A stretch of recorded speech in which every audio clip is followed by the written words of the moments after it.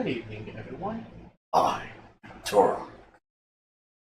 And tonight we are going to be redoing my Dark Evolution playthrough because I feel like it could have been done better last week. So,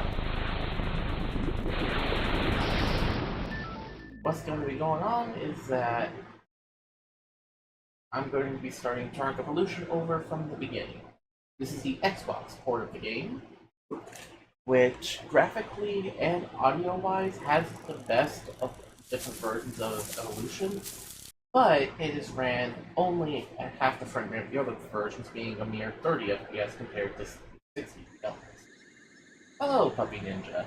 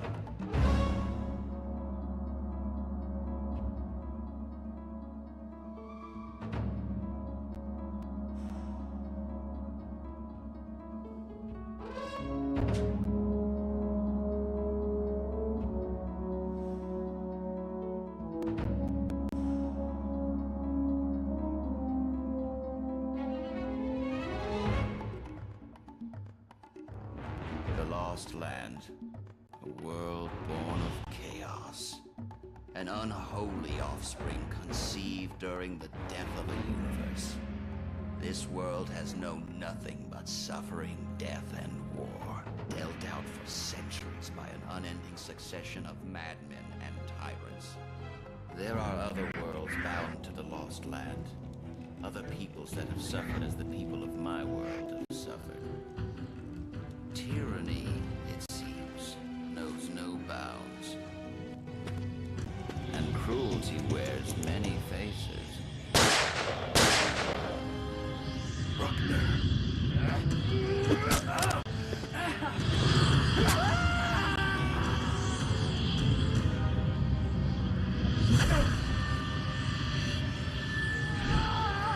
The fates of all worlds are intertwined. The lives of millions may hinge upon the life of a single man, or the death of another. It's him, the one the seer spoke of. That ain't no raptor bite. We should leave it. Him to the village. He could be a spy. Or a refugee, John. He's dangerous. He's dying, John. He's no threat to anybody here. We thought it best to summon you. Indeed. Our healers have tended to him day and night, but he continues to weaken. I see. It is not your time to die. When he wakes, bring him to me. Quite an interesting introduction to the game. Essentially, this game came out in 2002, I believe, for the PlayStation 2, GameCube, Xbox, and a PC port released in European markets, along with the Game Boy Advance port. This takes place during the 1800s during the time of Telstat. Now, unlike the other games in the Acclaim series, This is more or less pretty much a reboot of the series. Now, I say different from the rest of the series. Turok 3 did kind of like soft reboot it. Evolution just went and full on rebooted the series. Hold on. Wasn't what I was going for, but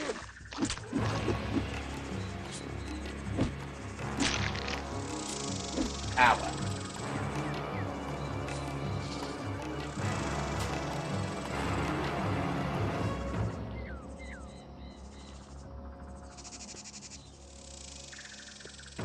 Get him. Got it.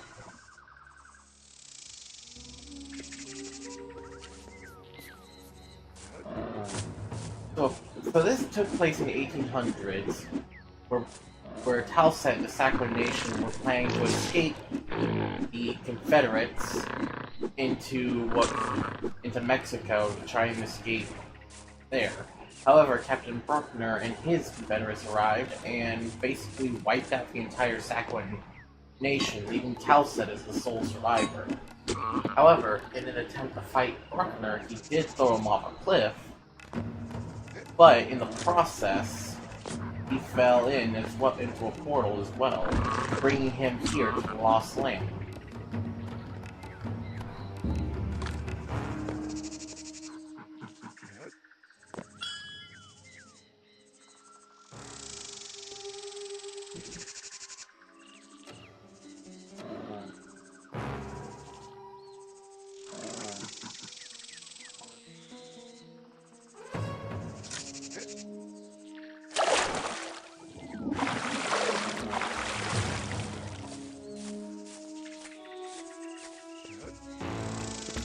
Despite carrying on the Turok name, this is kind of its own thing. For better or for worse. That would be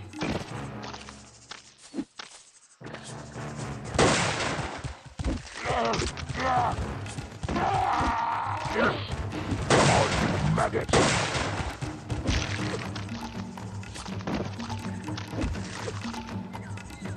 Yeah, how'd that work out for you, buddy?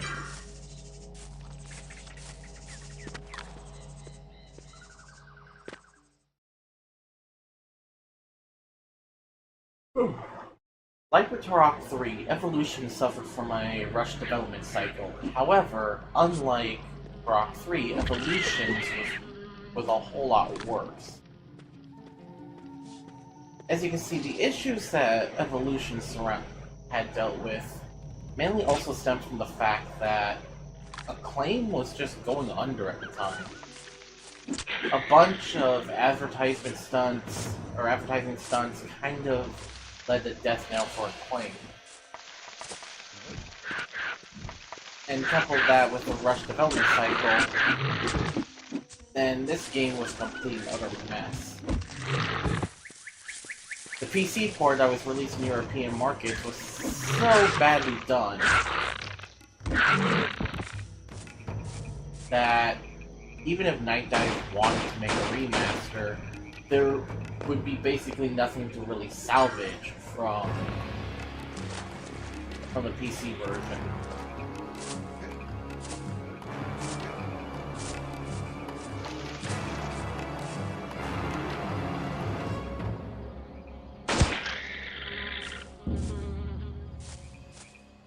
Oh, please.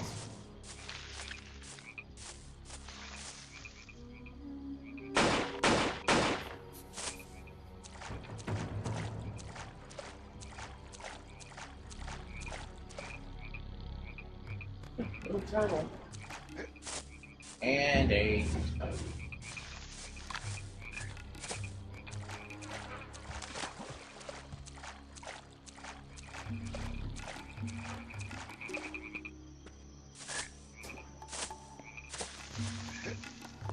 Now, could there be something worth salvaging from this game? Possibly, but not too much.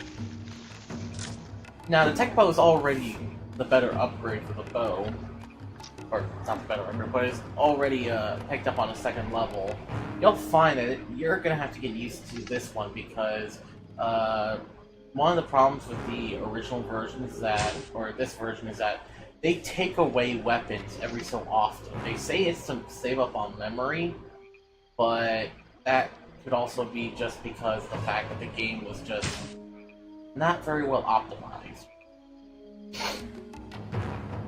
One of the new additions for the tech bow that they gave, not just the sniper scope, but the addition of poison arrows as an alternative ammo type on top of regular explosive arrows.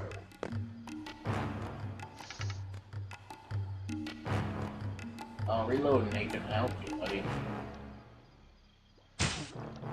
Or your helmet.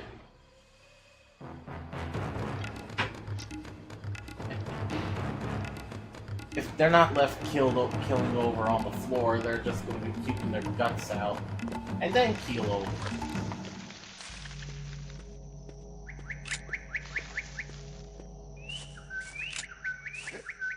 That was easy.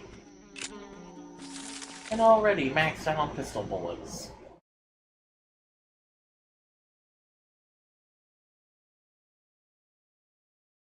So what we know so far of our current situation is basically nothing. Also, in case you were wondering, this is a pistol model. So if you're wondering why it looks so strange, well, here you go. A 45 pistol with what looks like a detachable stun.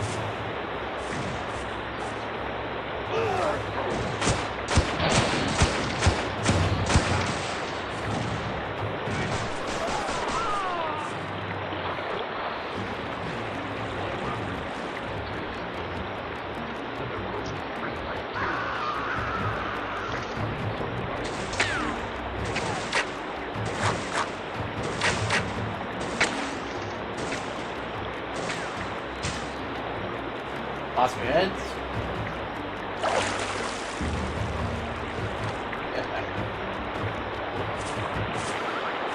So you can kind of see where the visuals here look a whole lot better on the Xbox than on the other versions. Even the water effect here is a whole lot better on the Xbox version. Whereas on the other versions, it doesn't look quite as good. And on the PS2 version, there's none of this reflective quality of the water.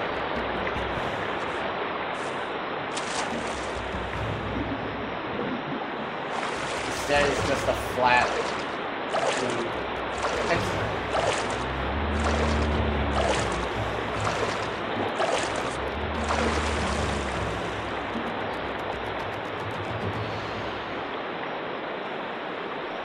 I pretty much made it clear in the past, but this is kind of my least favorite in the franchise.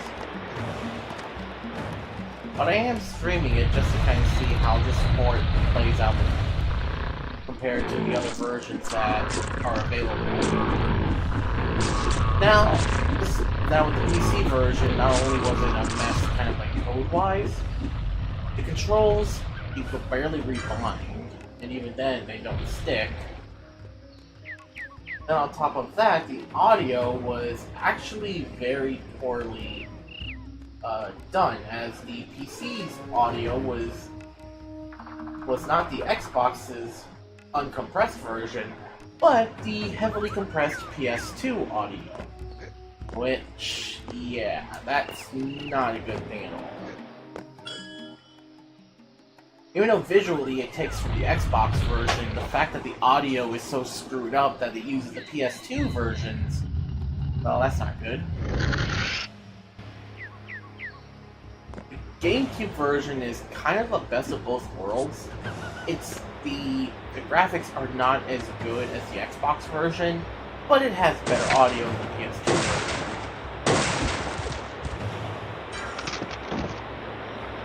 And for the most part, if there's any of the versions to get, the GameCube version is pretty much the best port.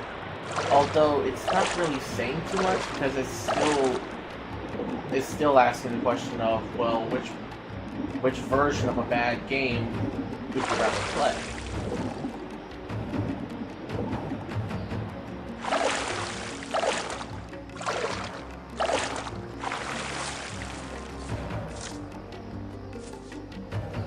Ah, explosive arrows.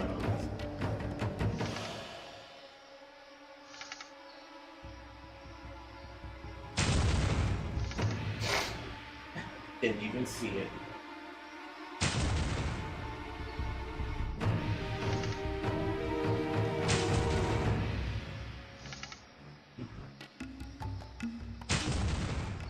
There we go. Carry on then.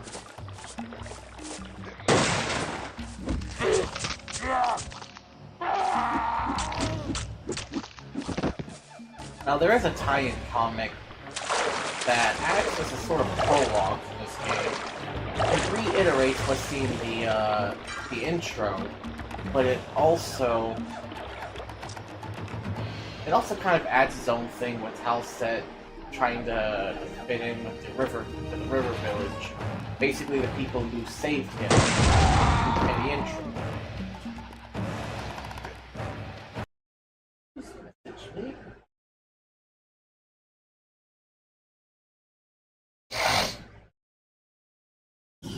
Oh, sorry.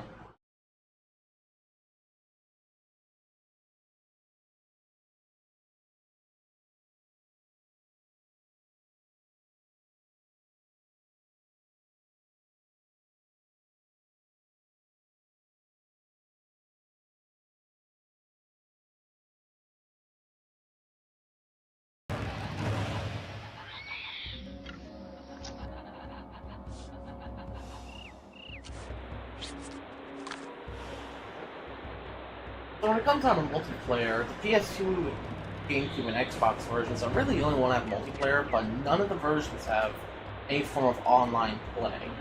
As the... Don't you throw your grenades at me. Where are you going down? Oh, dude. All for that ultra.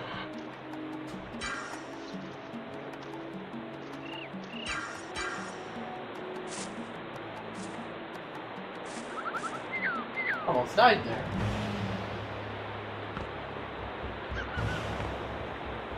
But the Xbox version does not benefit from Xbox Live, unfortunately. So each version is strictly local.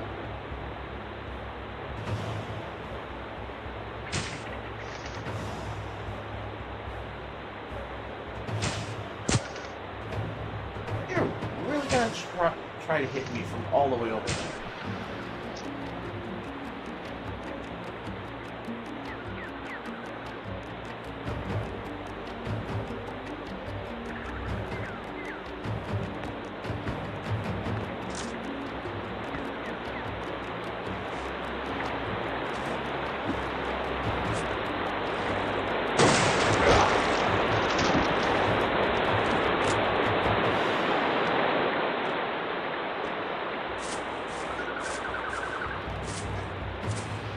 That was all of them over here at the bridge.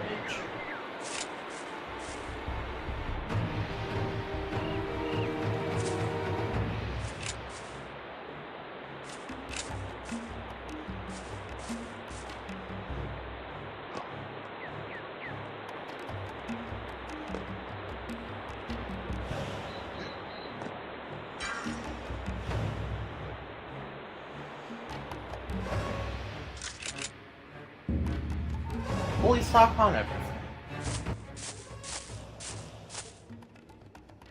Well, I see Jun got you here in one piece. Let's get going. You're not scared of heights, are ya? If you've been summoned by the Seer, this is the fastest way to get there. Don't worry, I'll try to go easy on you. Let's go. And now we begin at one of Evolution's more infamous types of areas, the flying chapters.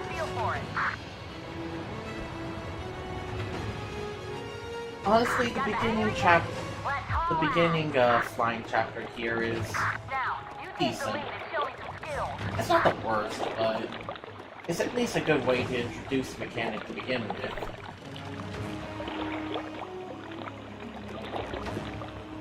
The problem is that if you bump anything, it can throw your trajectory off to the point where you have no way of avoiding slamming into a wall and instantly done. And even the smallest tap can result in you just exploding. Plus, you don't get that much freedom of movement.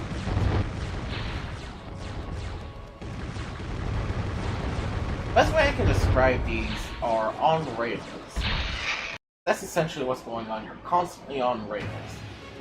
I love to fly. You still with me? Outstanding. Whoa, too close.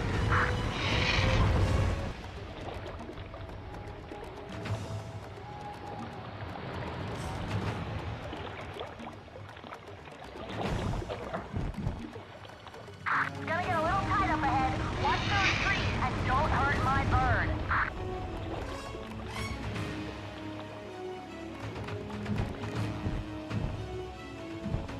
In segments like this, it's not too bad. I know to begin with it could be a pain, but could be worse. Could be worse. There's a shortcut to the left if you're feeling brave. I am.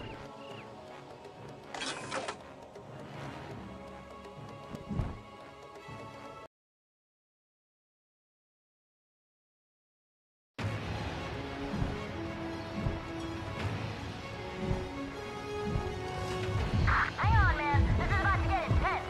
Stay clear of those rocks.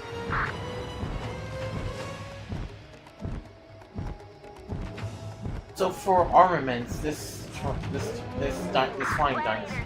Poor things got caught in a rock slide. These things are the flying dinosaur is equipped with twin 50 caliber machine guns and a homing rocket.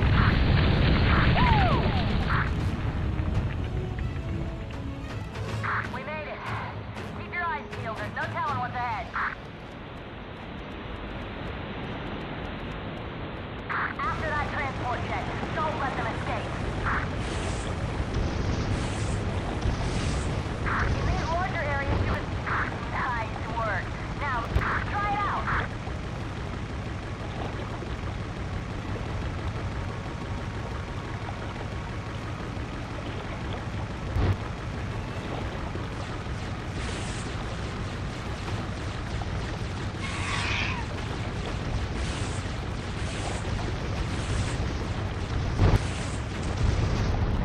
There we are. Now it's just rearm before moving on ahead.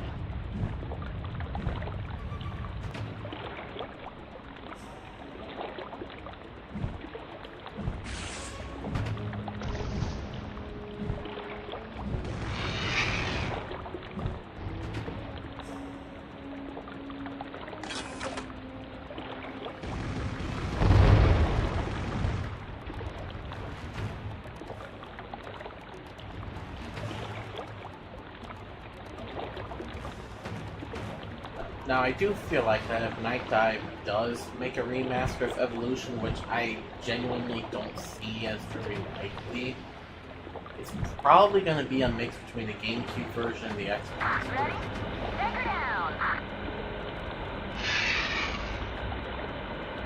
Try to have it have the graphical fidelity of the Xbox, but the moves Oh, yeah. as smooth as you can get for a rush port. Controls and frame rate.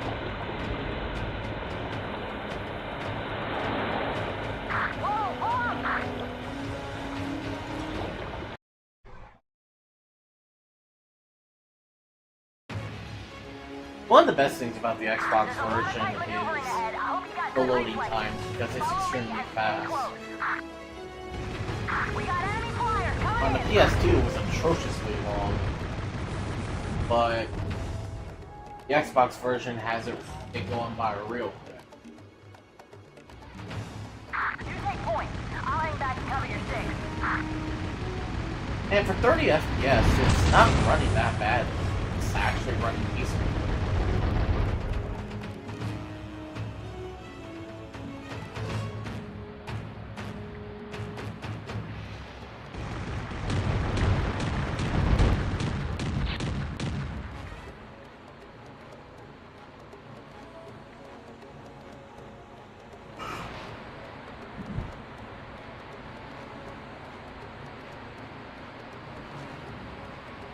There's a slag outpost up ahead. Time to warm up the artillery. Try and get some machine gun fire on those bastards. It's gonna be more than Destroy the just. command tent. It's gonna be more than just machine gun fire. Have incoming flash. Fly low to avoid being hit.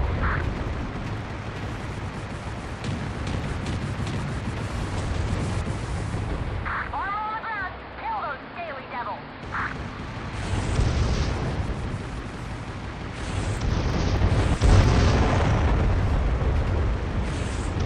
Just taking out the flat cannons.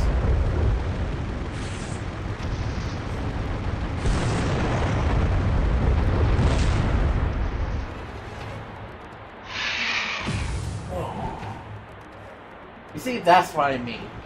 It takes control away for just long enough to make you violently crash. And hello, Nako. How are you doing, old friend? Well, I say old friend, but you're not that old.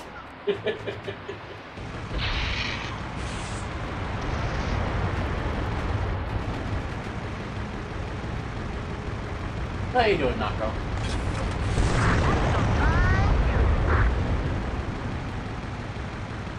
What's this? Another flat cannon?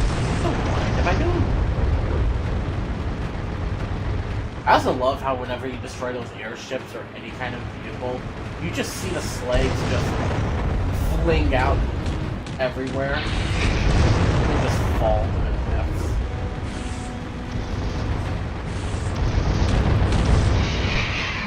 Ooh.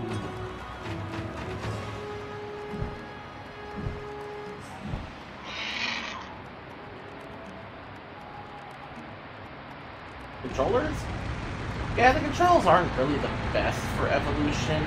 I'm using my Retro Fighters Defender. Last time I was using an Xbox, a Turtle Beach Xbox Series X controller. But I figured I'd switch it up. Because I was thinking either doing the Defender, the Xbox controller, or the DualShock 4. Either way, it was going to be some form of Scaly scum suckers.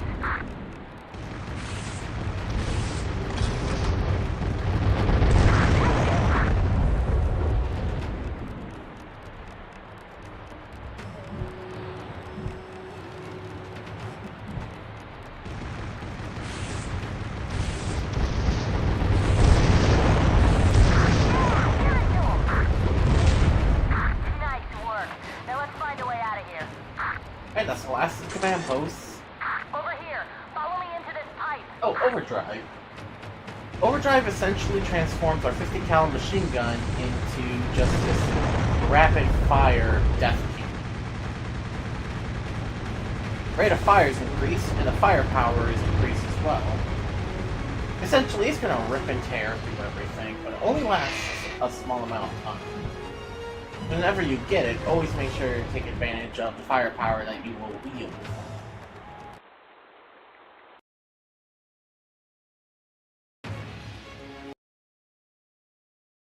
Oh. Looks like I'm getting left and right. Oh yeah.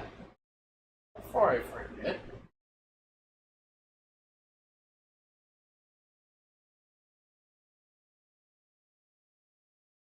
There you go, Knuckle.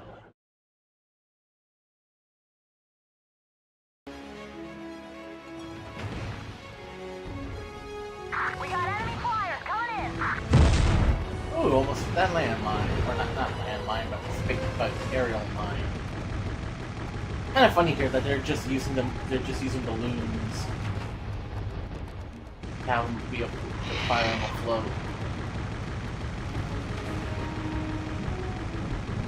More air units inbound. What's your tail? I know. I guess I'm just so used to doing it myself, you know? We have incoming flags. Fly low to avoid being hit.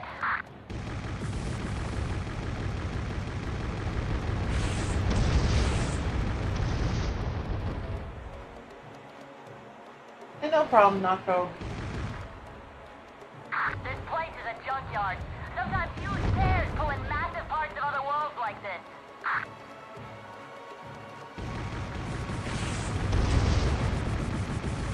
But yeah, I'm kind of playing through this game mainly because while I don't particularly like Evolution, there's apparently a fan base that thinks it's one of the better game entries in the series. Whoa! Look at that airship, it's huge! Maybe there's something they're seeing that I'm not, so that's why I'm streaming this version and the Xbox version no less, because a lot of people say the Xbox version is the best outside of its frame rate. So I figured, you know, let's see what merits there are in these claims. Alright, there's lots of room here. We'll do a sweep of the area and look for enemy activity. Prepare to fire! Jeez, those tanks.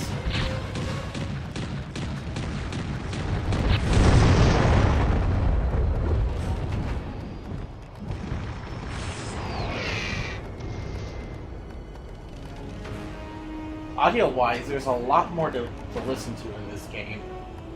Because there's a lot more level sounds and sound effects that the PS2 version is sorely lacking. And just as reference, I grew up with the PS2 version. Mainly because that was the console I had at the time next to an N64. So I guess I could say I had access to the full acclaimed Turok series, even though I did not have Rage Wars growing up.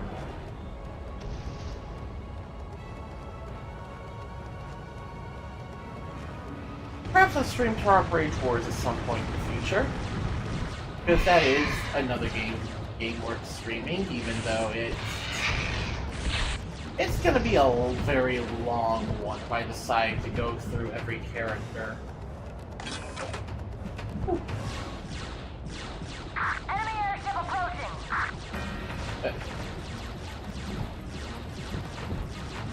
Yep, that's an airship.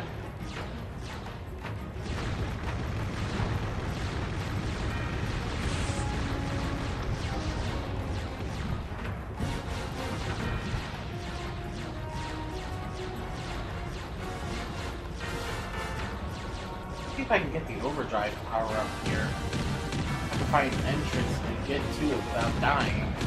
Because apparently it's a pain in the butt to get in and out of here without killing me. No?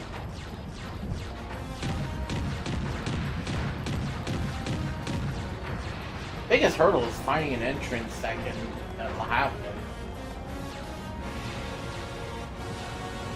And you don't really want to die in any of these levels, especially if you're in a very long one, because there's no checkpoints. So if you die in the middle of a level, it's all the way back to the start of the level. Your fire on that airship. Let's take it down. Ah, there it is.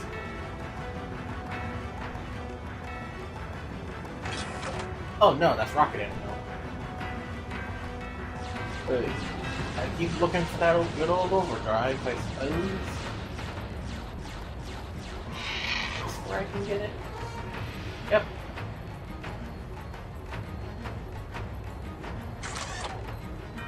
Now it's hard to kind of navigate that little area because I've tried it so many times in the past, and I always manage to find myself just dying because I couldn't really make it there, make it through and navigate.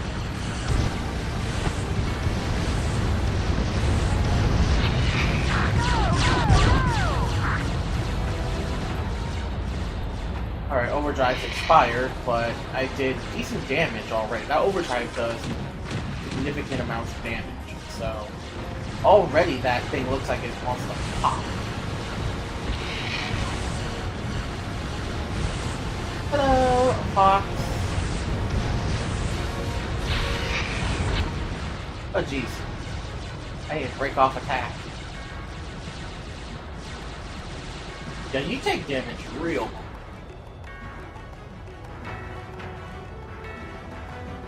And how are you, Fox?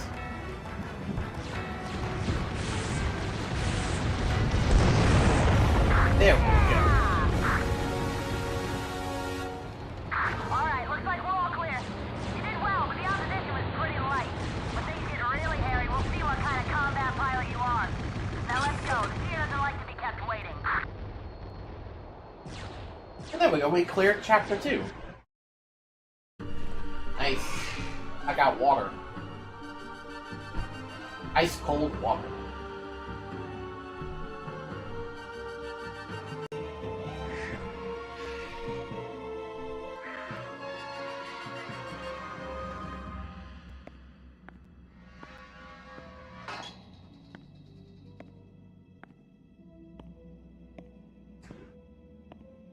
Welcome, tall set. My servants are very protective.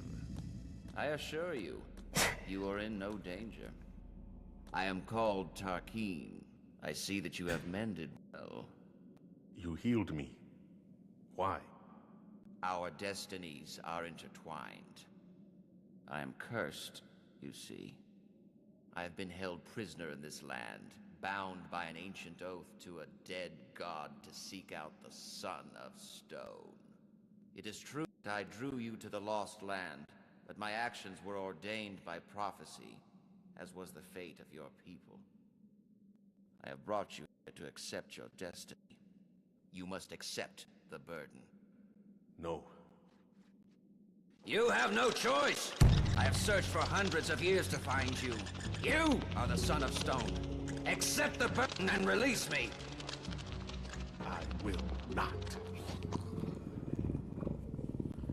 The reptile hordes have penetrated the jungle. It's only a matter of time before the villagers are discovered. You must stop them. It is not my place to decide whether men live or die. Damn you. Damn it, Fox. You passed the first test, warrior.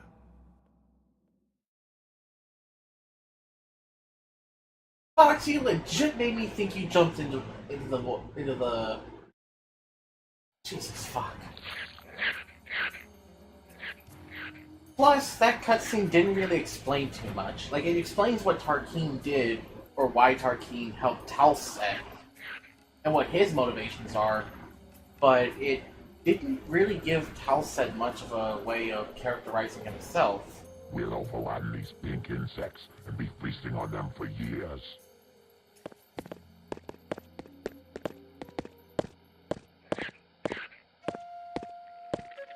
They're dead. They're all dead. We should have known they would find us. Should never have opposed Tyrannus. They'll never show us mercy now. No mercy.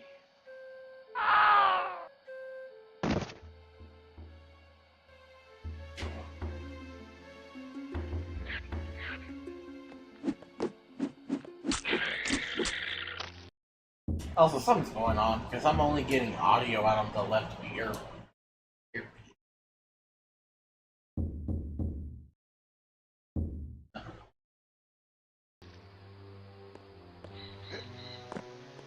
But we also find another upgrade.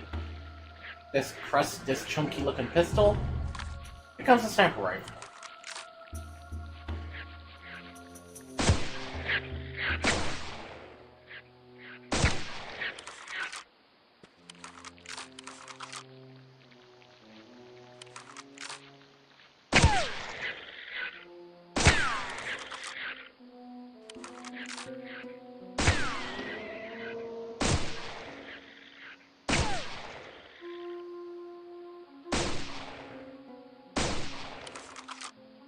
There we go. By the way, this sniper rifle effect, the scope effect, is not in the PS2 version. I think it's in the GameCube version though. It's been a while since I played it. So, boom, headshot.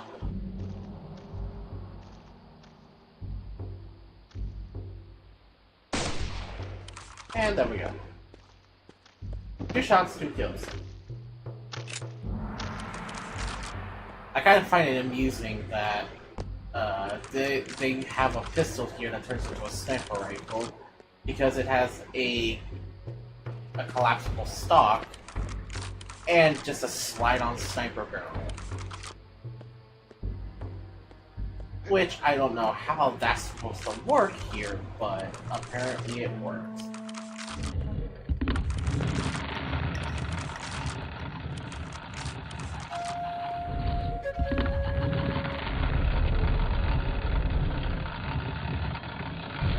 So we don't really get to see much of in the way of characterization for Talset, other than the fact that he lost his entire tribe, and he just does not want to accept the burden of the Sum of Stone.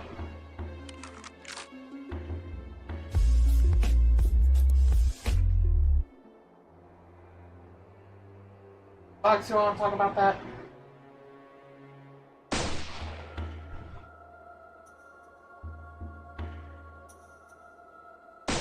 Look, Fox, what you do in your spare time is your business. Just, don't include me in it.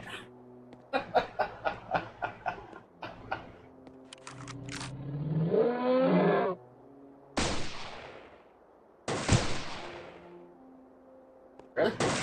You only get shot once, and you're just running away like a man. Okay, you basically just got grazed.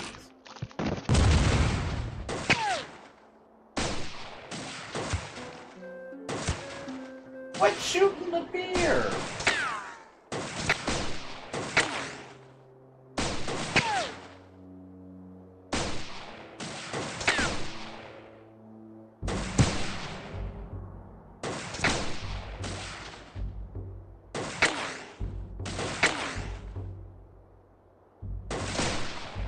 There we go.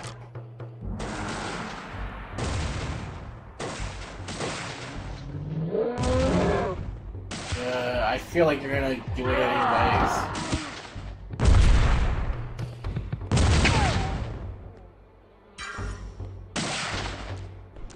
Here.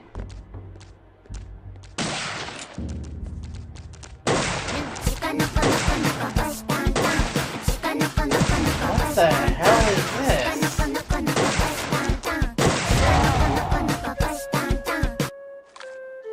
What the hell was that? Come on, you maggot!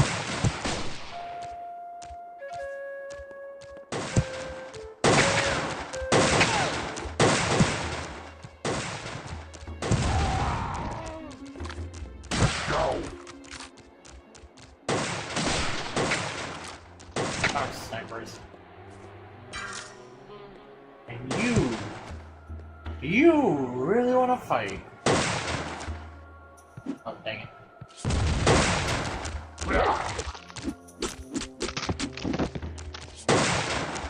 Come here.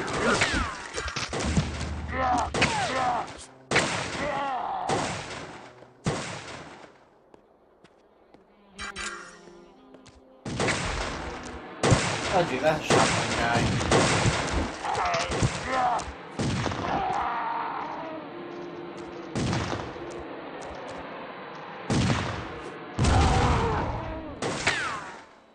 Wow, he just stood there while I shoved a grenade down his throat. That's, Eesh, they must be in some...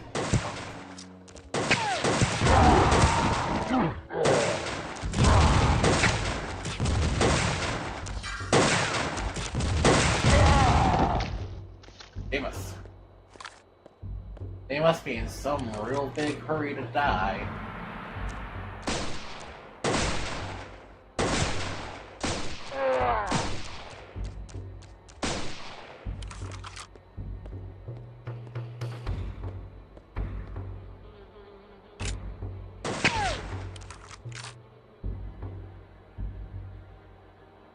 Come on. Peek out of cover.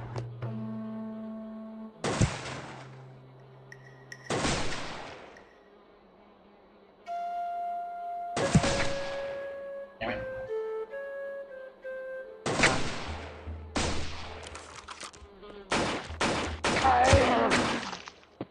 Nope.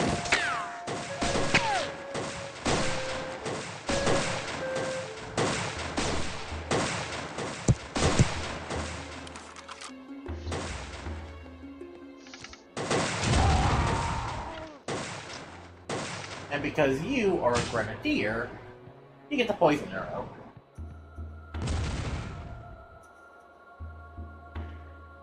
Yes. Choke. H. Oh no, I ain't letting you slide either.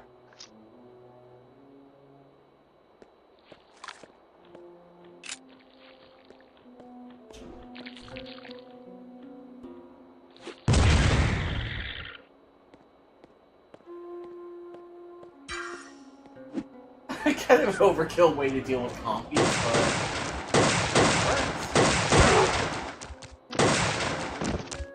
come here.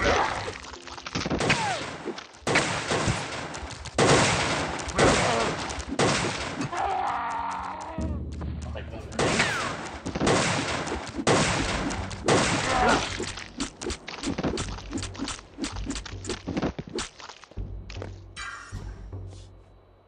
Oh, you ain't gonna use them anymore.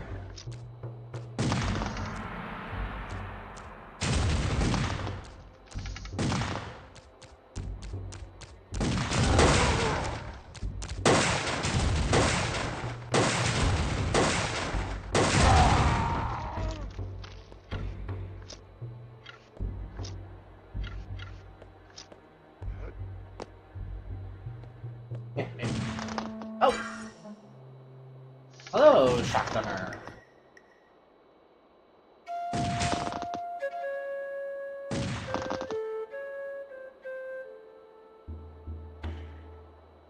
Well, that was surprisingly fast acting.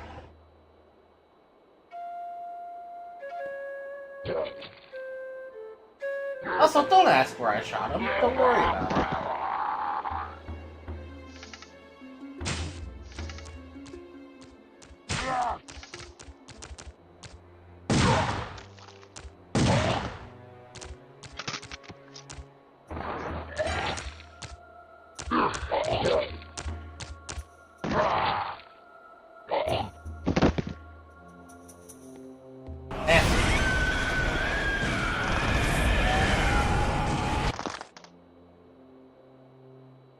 What the hell was even that?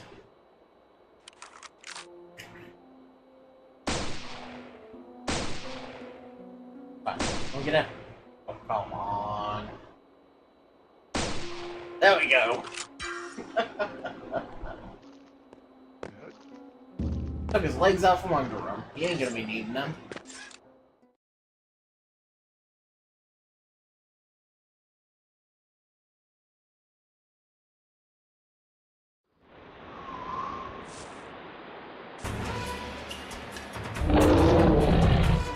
So,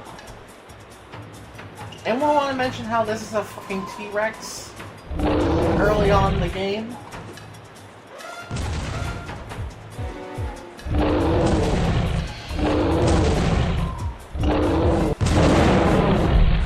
And it dies from 2 grenades. Get fucked.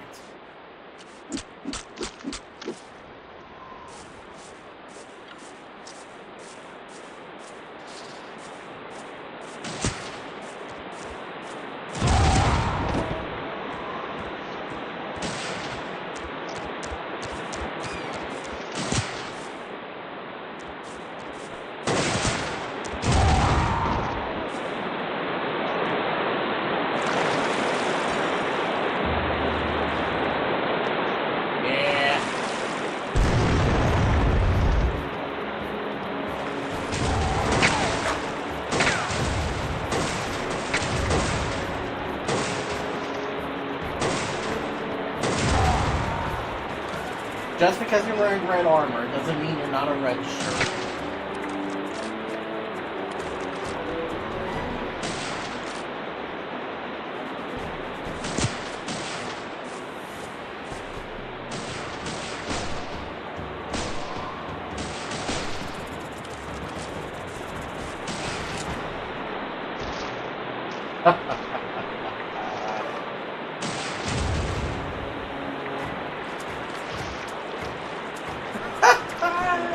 I love it.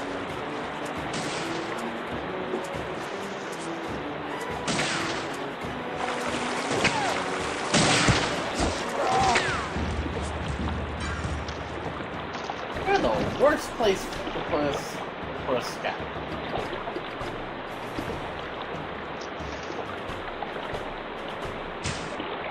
There we go.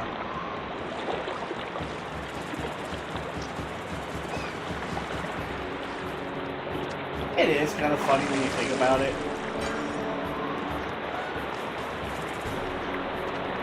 And use of too many explosive arrows. I hope I can find them.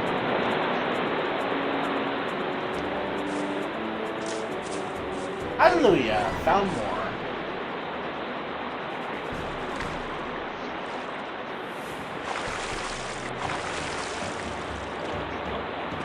And let me guess, these are... Yep.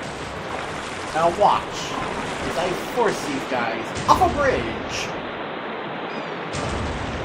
Or at least... I can't do the bridge. And I think that's about all of them that we're gonna cross. Alright, puppy.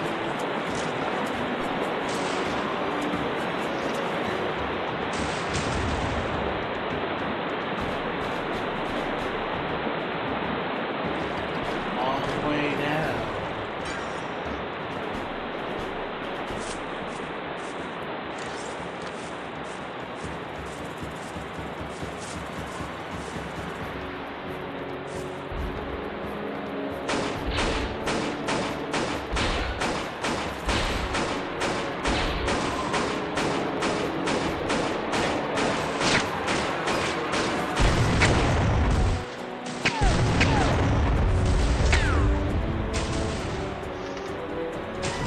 Someone should put you in a box floating down the river, Grandma!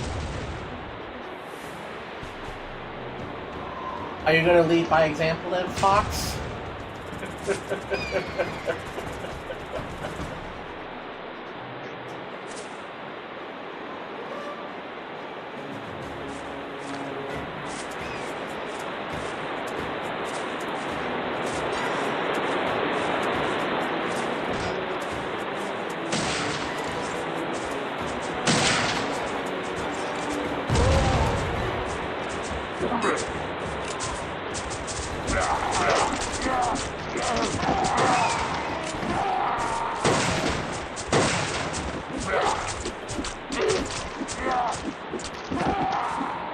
How useless.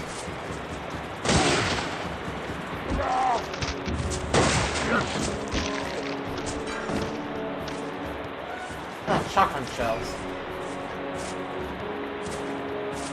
They're really giving me a good supply of them. Well, not a good supply of them. They're just giving me shotgun shells. But we don't have a shotgun yet. Keyword. Yet.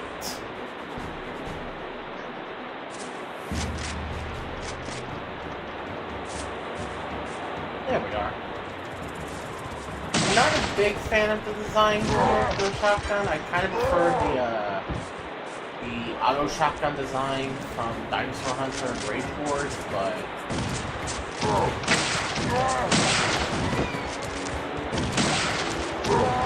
it's a serviceable addition to our arsenal.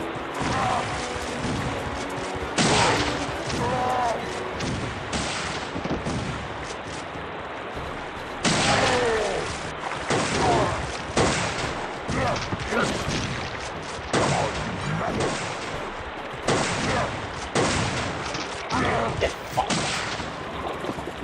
Oh, you want some more? Come here!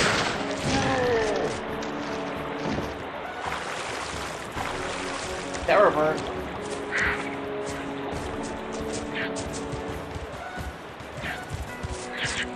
Oh god.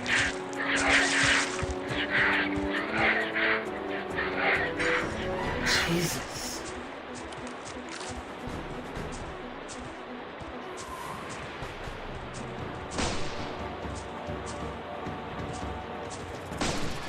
There we are.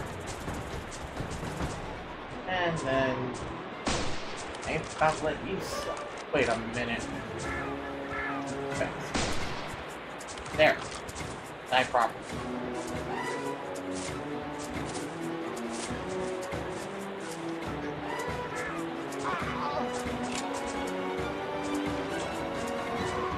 Holy shit!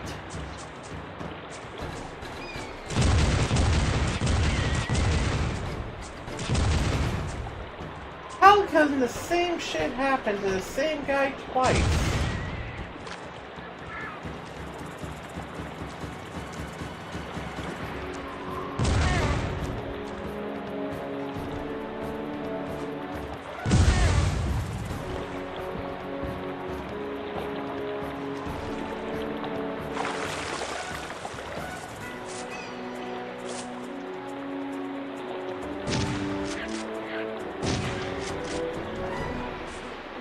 I need health.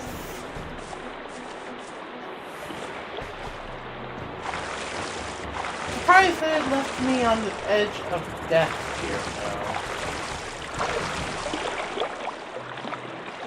though. This is like the second time the game has done this.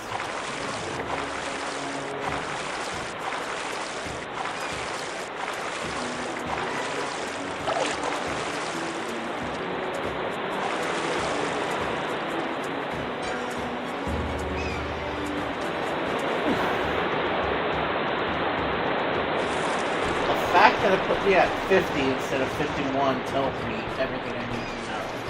I was supposed to be dead, but the game just gave me one last chance.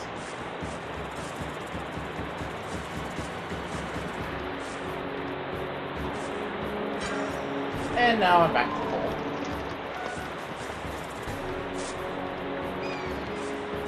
That's why you gotta be mindful of how you use those large med kits. Because if you feel like you don't need to use it, it's best not to.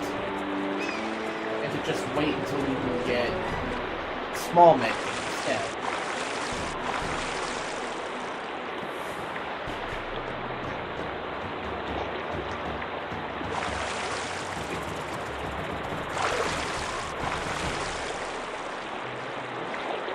So each weapon has multiple fire modes. For example, your grenades here, when primary fire uses them like normal grenades, but secondary fire makes them sticky.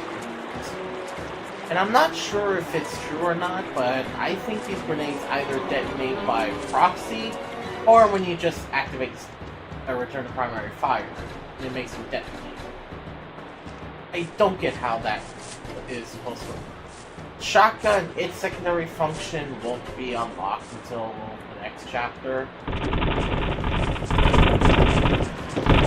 God damn it, how come every time us Chinese put up a wall, stupid Mongolians have to come and knock it down?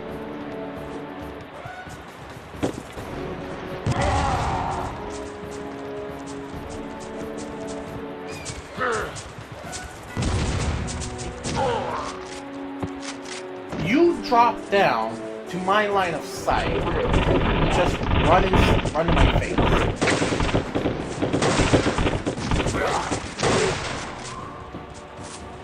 And AI here is sad.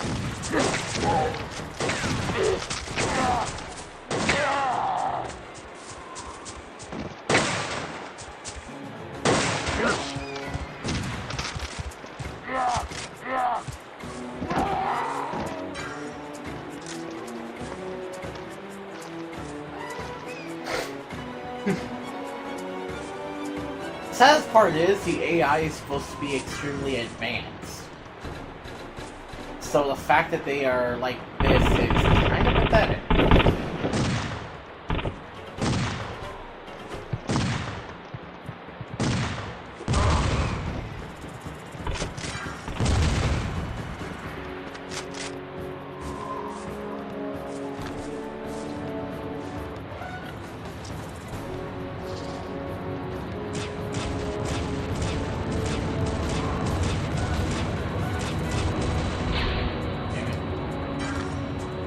didn't shoot down a single one.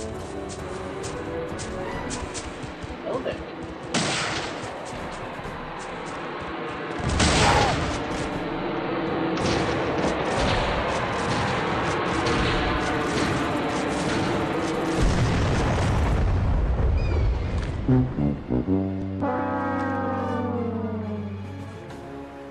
Perfect timing, honestly.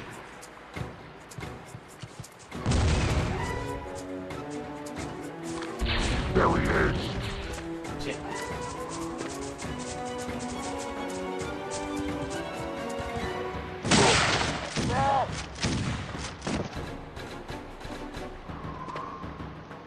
That's good.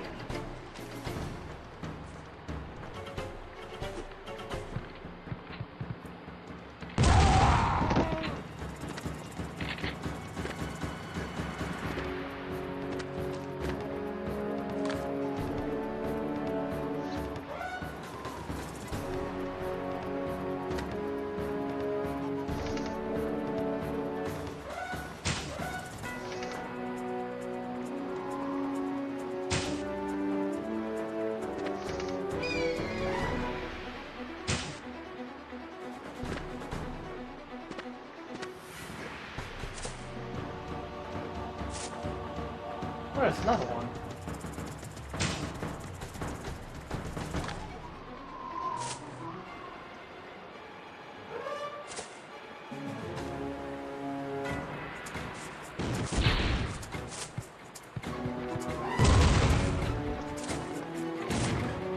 Nope. Nope, nope, nope. Shit. Fuck!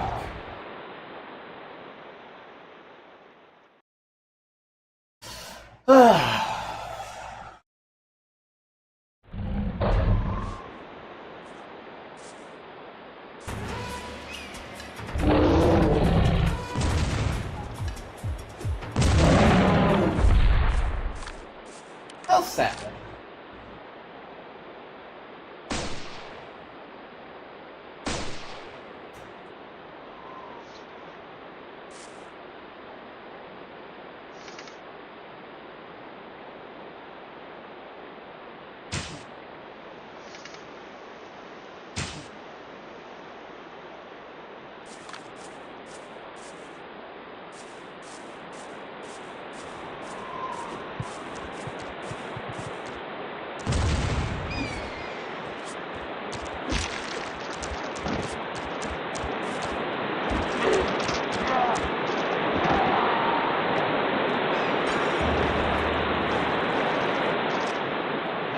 Will ever know.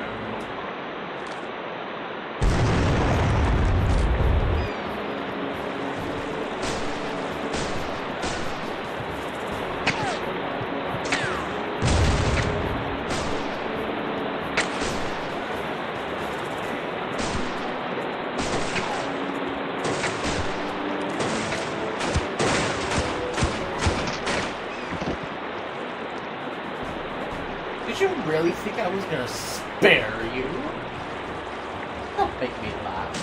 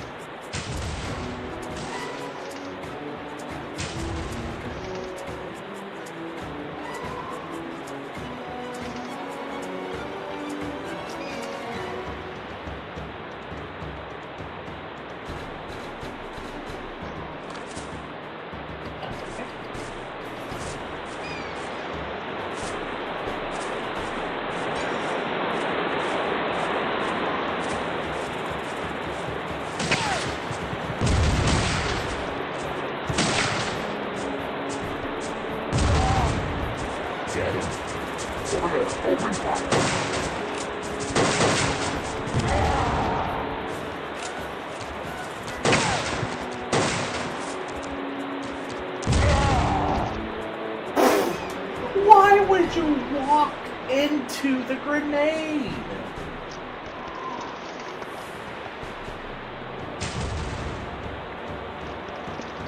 State-of-the-art AI, everybody, 2002.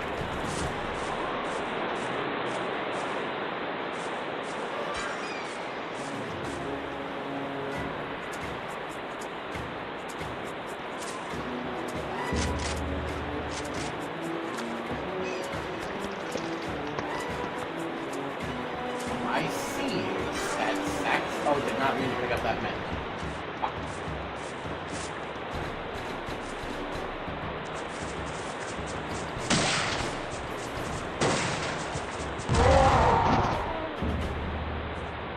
That worked.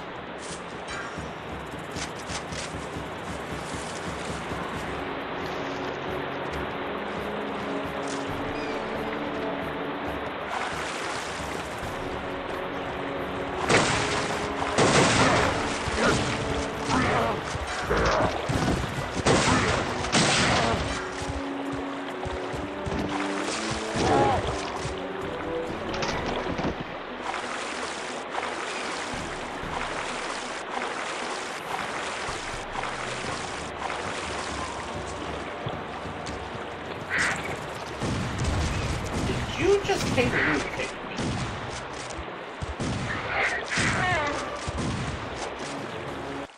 Hold on one moment. This controller is kind of like... I like the Defender, but it tends to slip and slide everywhere. So it's a good controller, it's just... it's leaning to be not the best option for a controller.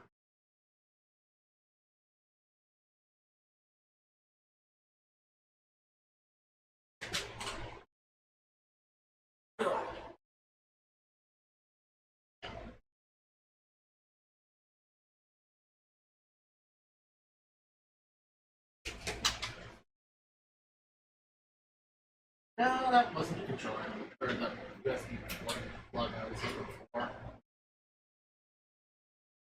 There we are.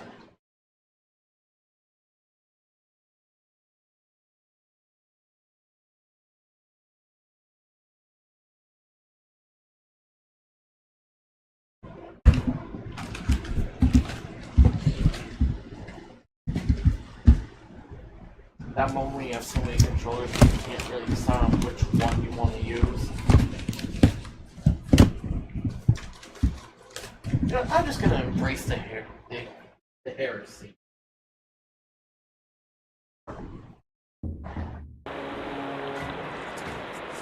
Dual Shock 4.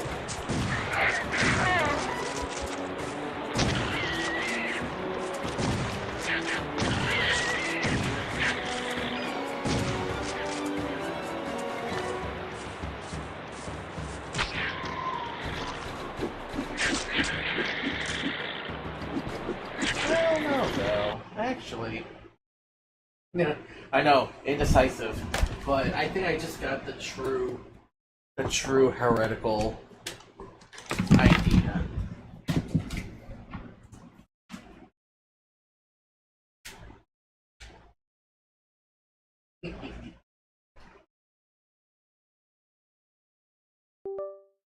There we are. I'm now playing Turok Evolution for the Xbox with a Nintendo controller.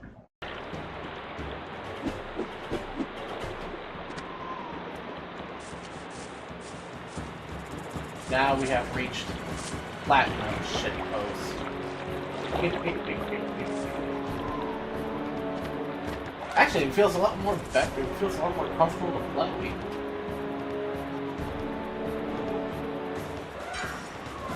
Imagine that.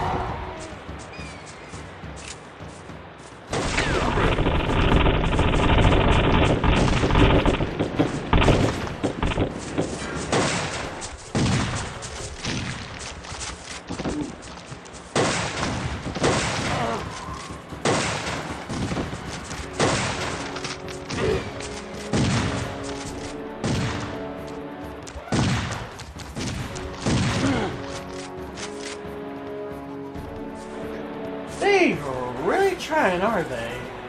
Really, really trying.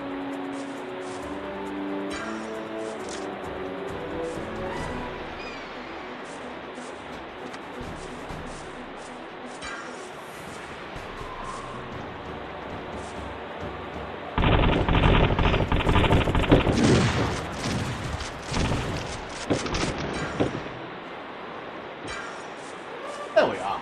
100 health.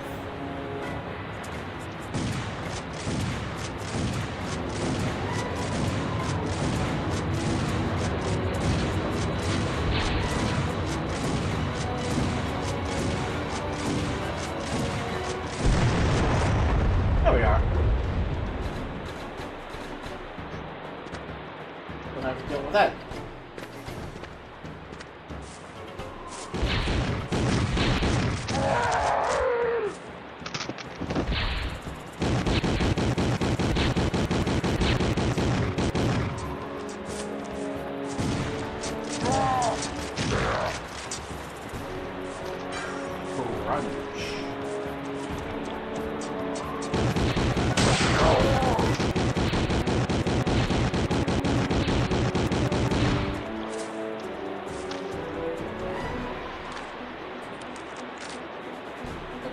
Yep, this is what I thought.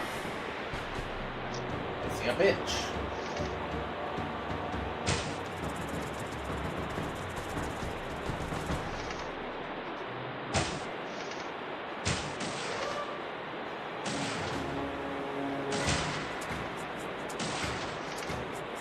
Really?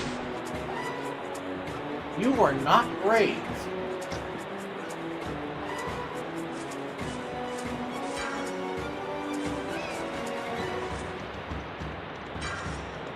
Now we are the ones crossing the bridge.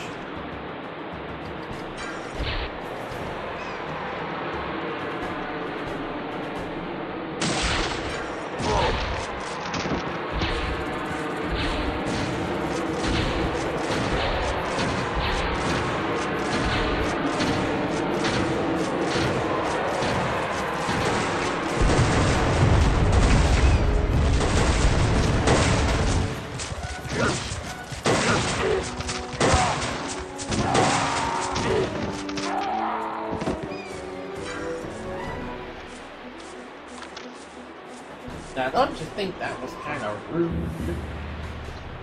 I'm just trying to get to where I need to go, and they're standing in my way like that? How rude.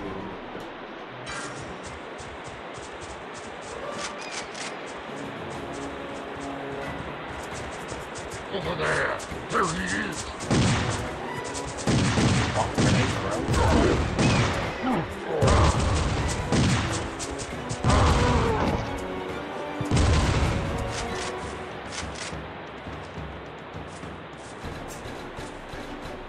That was even more rude, you lot. Making me lose so much health. But why would y'all go and do that?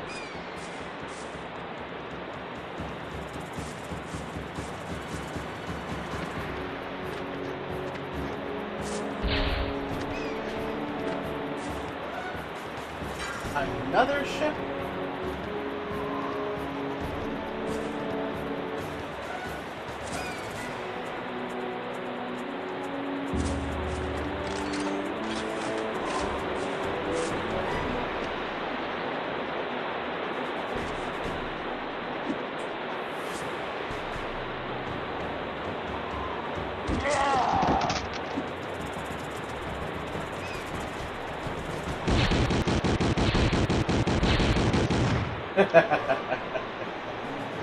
Stealth kill one, murder the other with a blaze turret.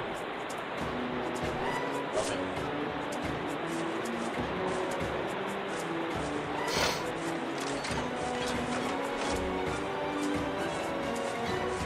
Oh, you know we're gonna need one to sacrifice in order to test this. Going to... Oh. Okay. At the end already.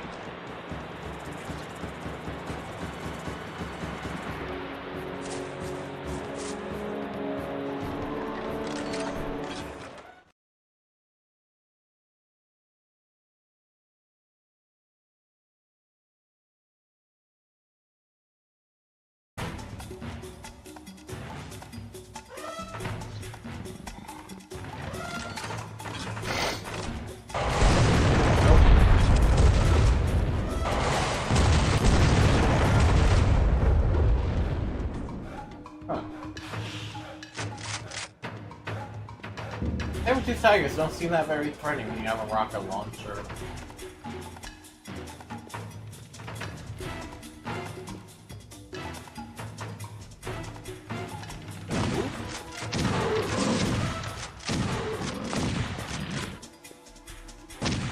Sorry, Diego.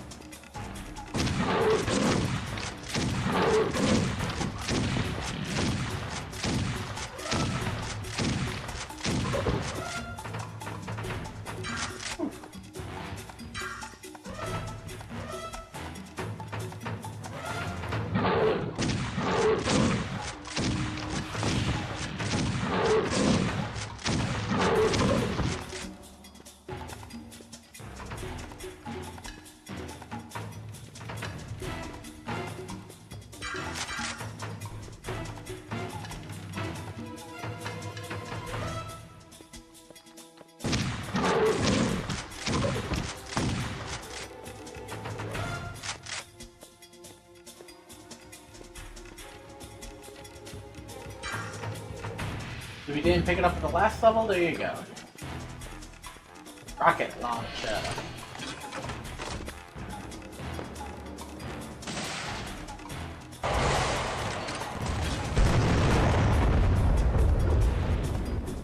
I love when it does that. Instead of firing a singular rocket, it fires a cluster comprised of 4 smaller explosives and the main artillery in the center of it all.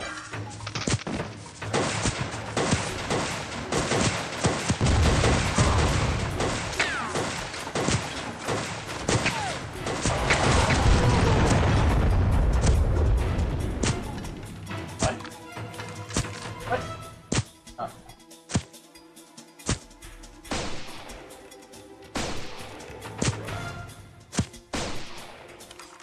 Really?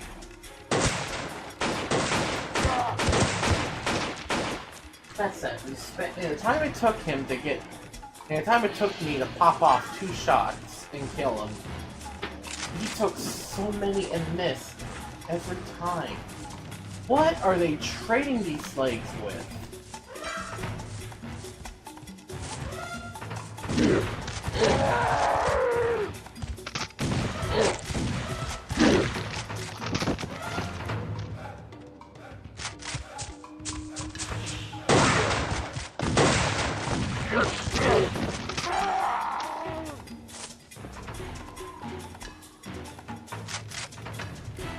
The funniest part about all of this as well is that Cal said shouldn't even know how to use half of these weapons.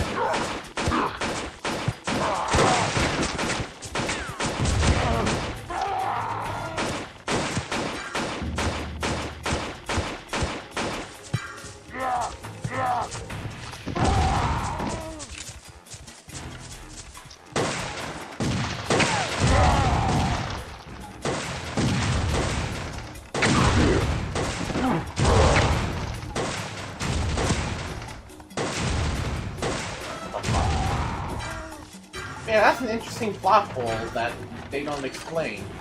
How did Talset know how to use a lot of these weapons?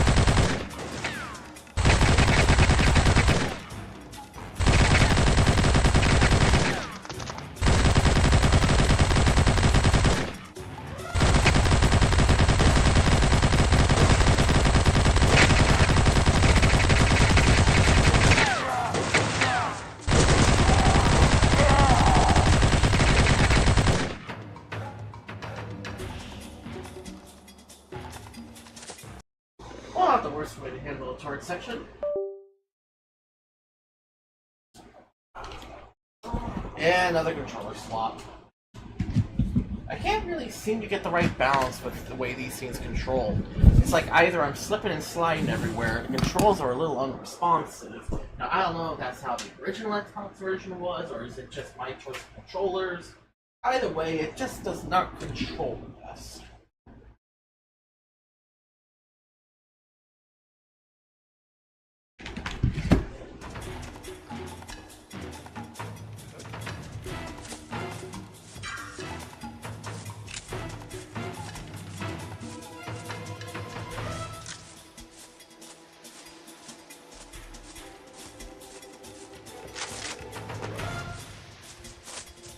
Get him!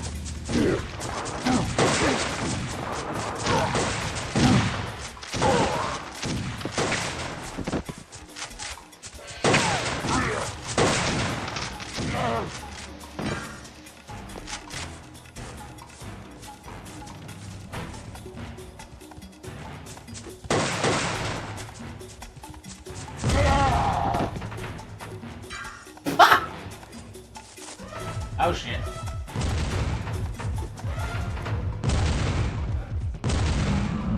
Yep, that was an Ankylosaurus with a dual rocket launcher pod.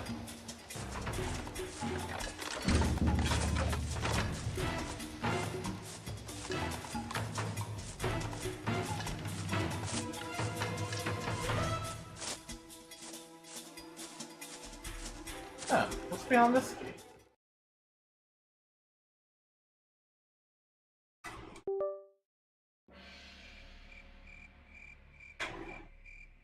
We've managed to get a good look at the sled compound, but the chief is already inside. Security is very heavy at the entrance, and we can't risk a frontal assault. This place is crawling with patrols. They may have gotten wind of the earlier attacks. I need you to find a way inside and figure out where the chief is being held. Once you're in, I will update you on our plans here. All hail Tyrannus.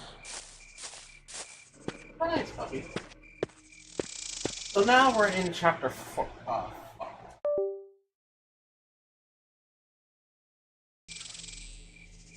Okay, so we lost our regular bow. Say goodbye to that for the rest of the game. It's gone. Now we're in a stealth. We're in a stealth mission.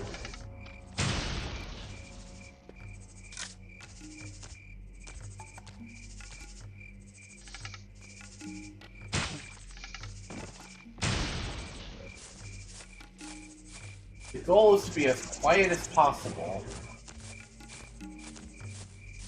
Stealth is not mandatory. I mean, you don't have to reset the level if you fail. But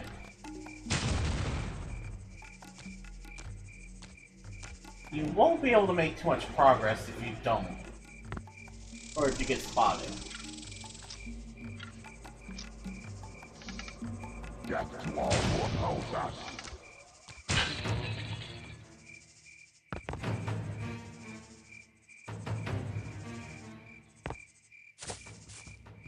There are two ways into this compound as well. What I'm going to be doing is showing you the main way, and it's honestly the easiest way to do it without the risk of being spotted, and I think I'm stuck.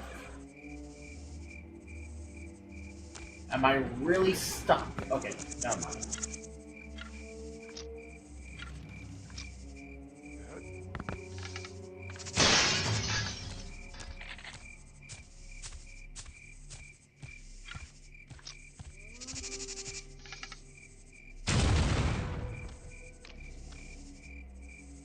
Don't mind these explosive arrows. They somehow don't hear the explosions from these things.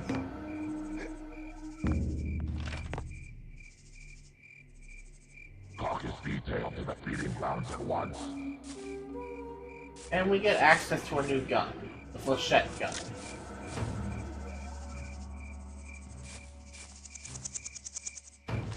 What the Flechette gun is basically just a glorified nail gun.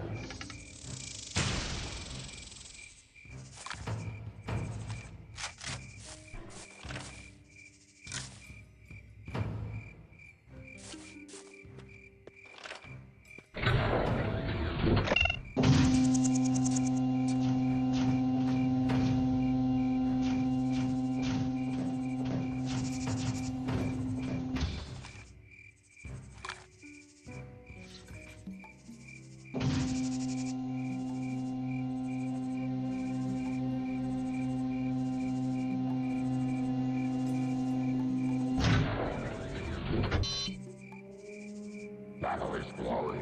Glory is life.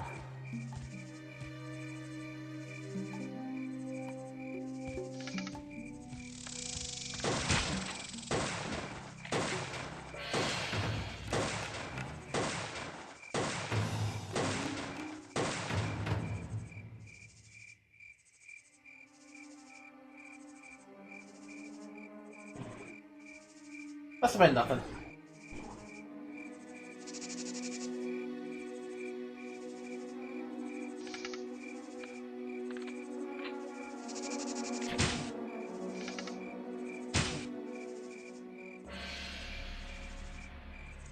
We're going after the searchlights. You want to make sure that you kill the...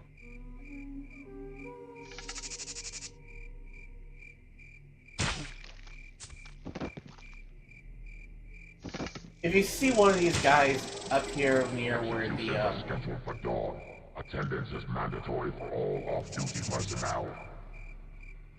if you see anyone up there with the searchlights, you want to take them out first before taking out the searchlights. If you don't, they'll raise an alarm. That's the last thing you want to do.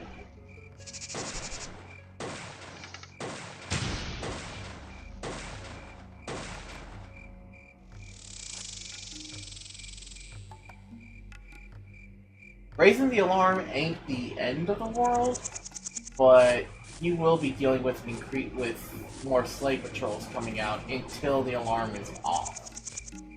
Which, that's just gonna have you take out enough slaves and then try to GTFO.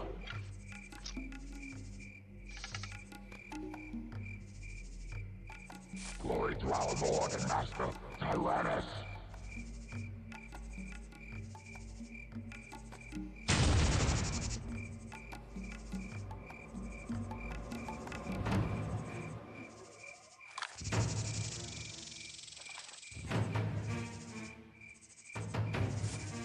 So what's on the menu, puppy?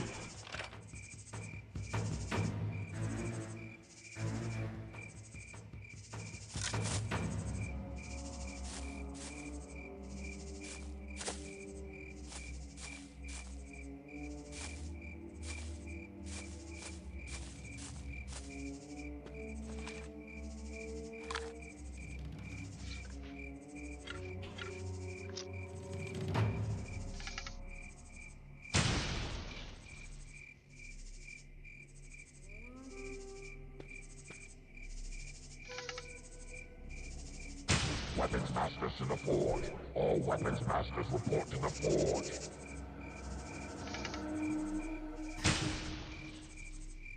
Oh, how you tease me with such a luxury.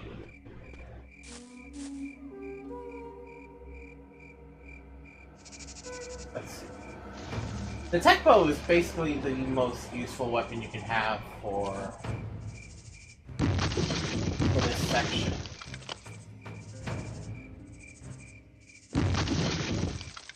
Because it is basically the best way to remain undetected.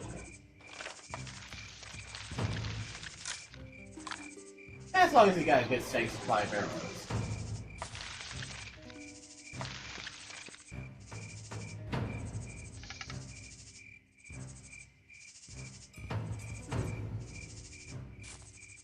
Yeah.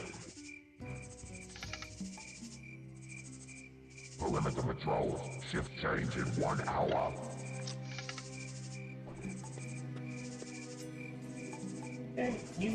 They're doing target practice somewhere over there.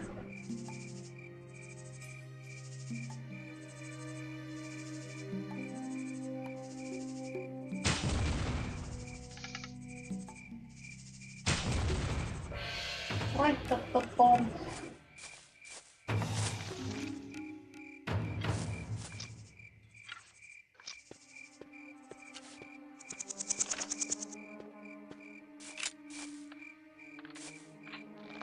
That was relatively simple.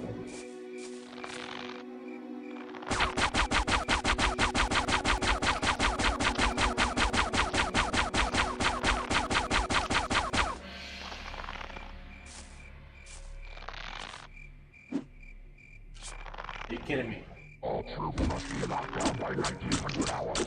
All troops will report to their barracks by 1900 hours or face summary discipline. I think this dude's bugged.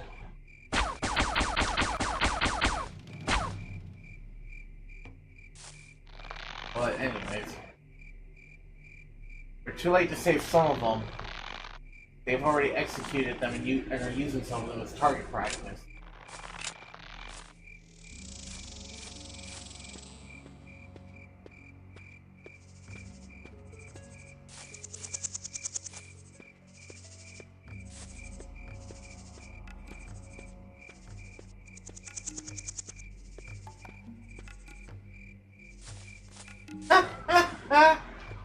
Jeez.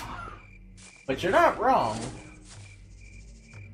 You really aren't wrong there. Enemies of Tyrannus must die. Are you sure about that? Whoever's speaking on the announcer thing, I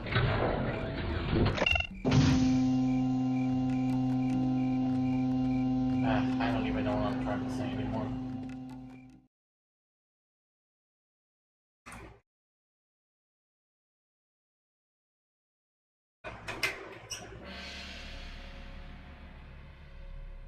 The intercom. There we go.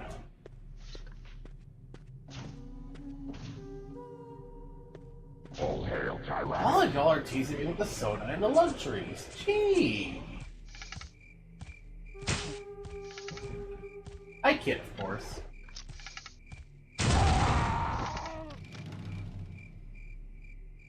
Oh! Well, pardon me, Mr. Perfect! I guess I forgot that you never ever make a mistake! You're saying smartass? And I'm not talking about you, puppy, I'm talking about Fox.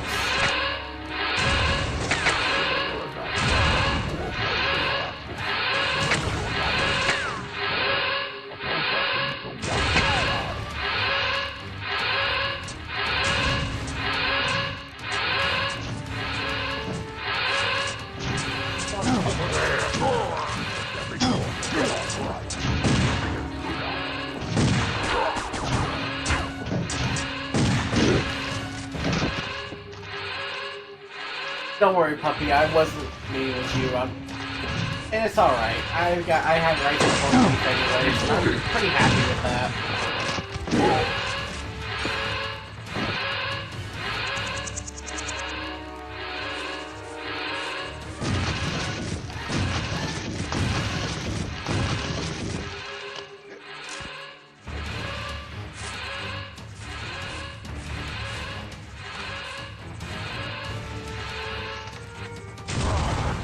Alert status has been cancelled. Stand down.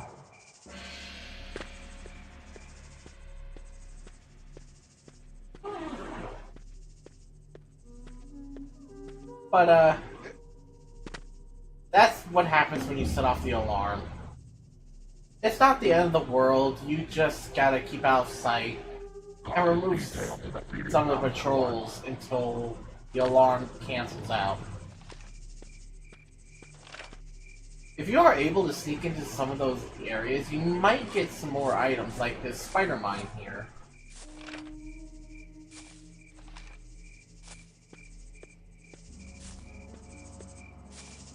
Well, the base knows I'm here now. Might as well go in hot.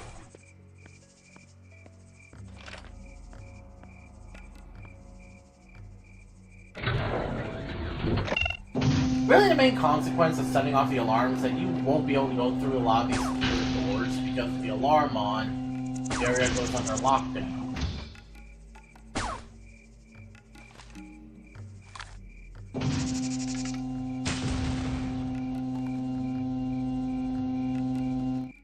Now, kill him. Attack. Get him. Secure the area. Don't bother trying to look for him. Don't bother trying to look for him outside that cutscene. He does not appear until that cutscene triggers.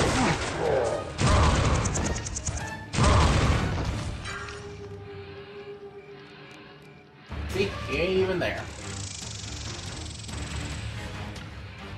Oh, you look like trouble.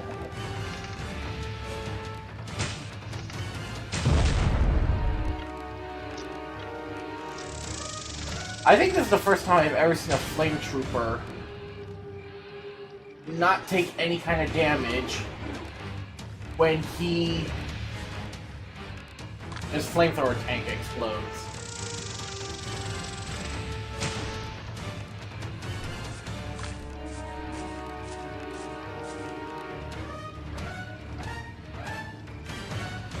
Hold on, puppy. You said you had spider roll sushi.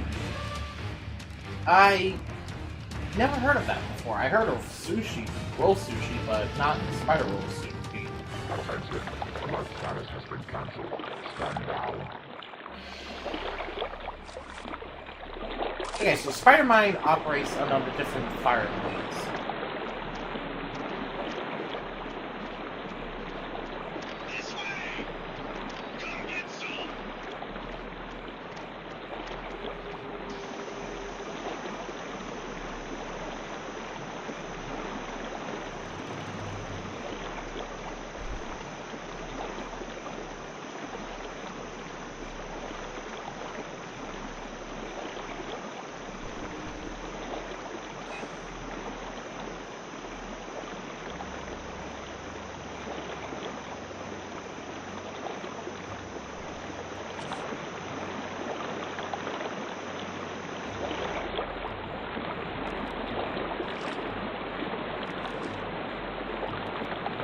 The main thing about the spider mine is that it's supposed to lay ambushes.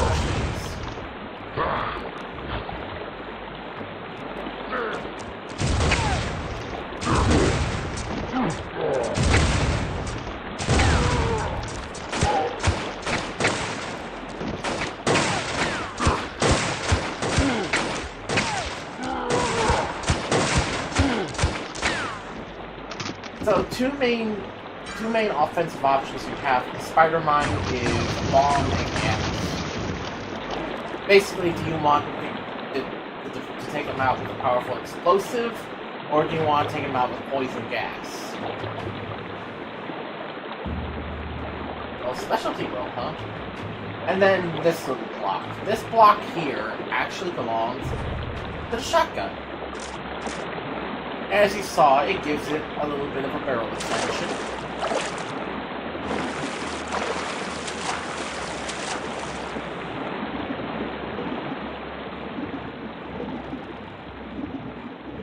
And in here, you get a secret weapon, the Dark Matter Cube. Huh, interesting.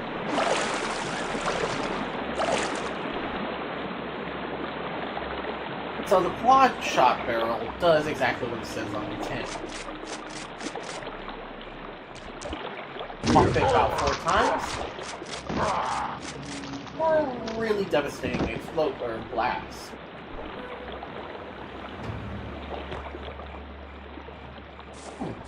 I see. The quad shot barrel is also really good against the infrastructure you can just blow up. And it's really good at just shredding enemies apart. Now, killing that flame trooper gives us the armory. Oh. Well, I hope it was worth the $10 for it to be that expensive.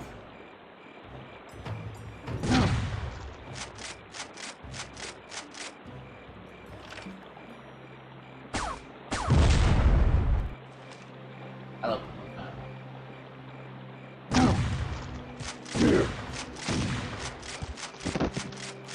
Your move, Redskin. Now, before anyone says, it's red. It's red.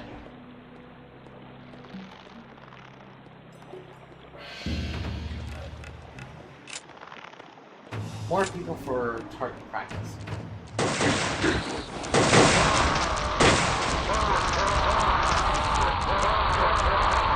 And this is it's a flamethrower.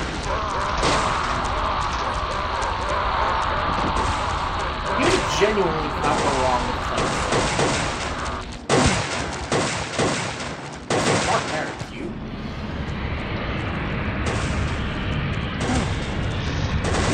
Ah, fair.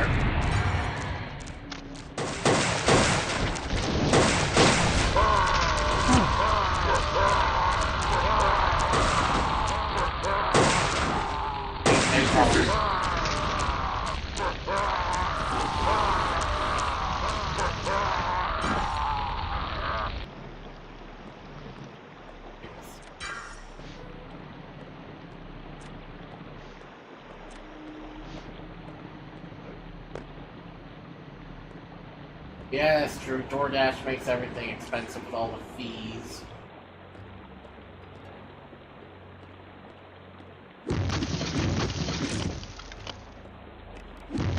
That's why with DoorDash, I try to go with places that try not to have so many high fees if I can help it. Because that gets expensive. And more people that they've hung. Another group of people we couldn't rescue.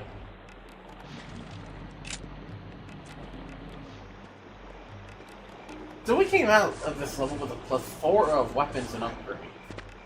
From the spider mine to the flamethrower, dark matter cube, and you didn't get the spider mine from the previous level too. If you get the alarm going.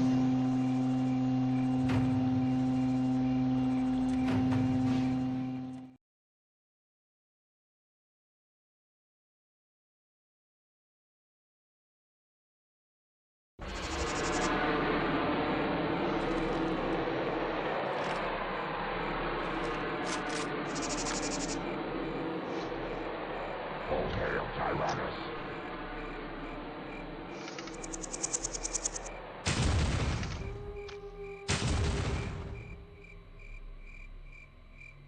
Huh?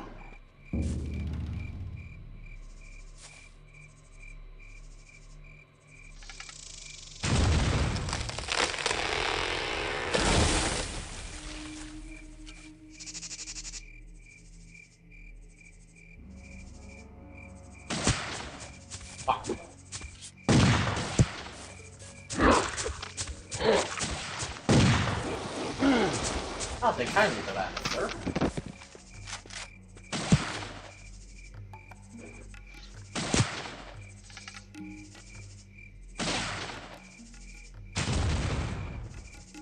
Oh yeah. That's fair. One moment, please. I think I with my name getting called. One moment.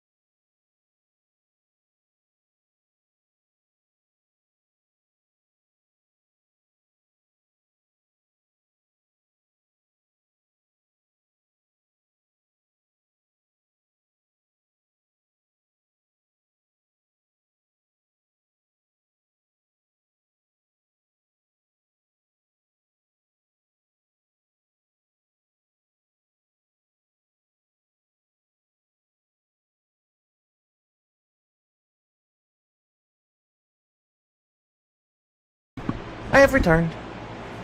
I apologize for the long wait.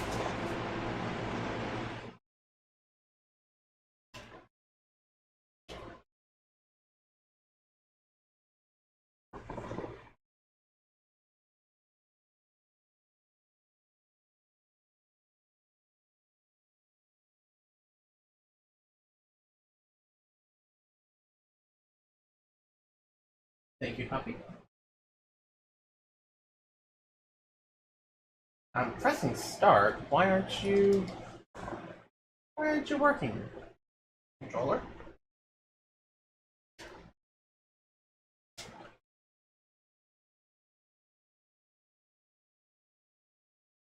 Oops.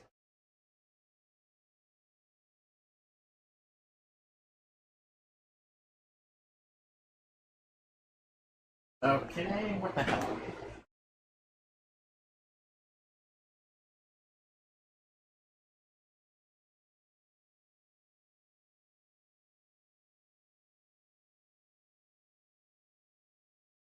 Okay. One moment.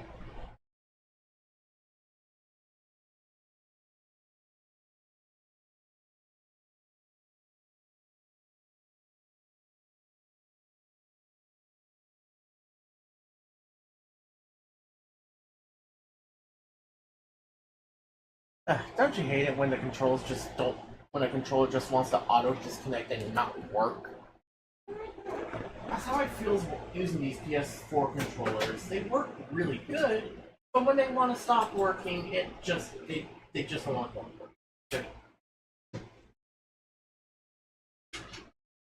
A shame too, because I actually like these DualShock 4 controllers.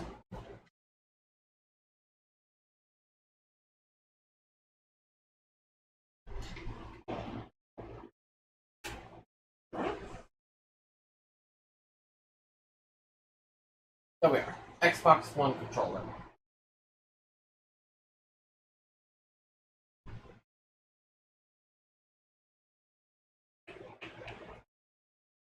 Okay. God damn it.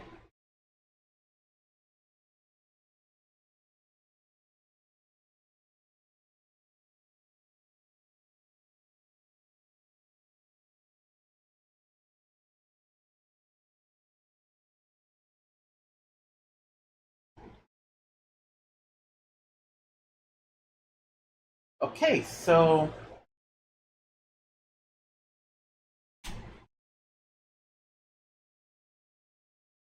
oh come on. Just one moment and I'll reset this thing.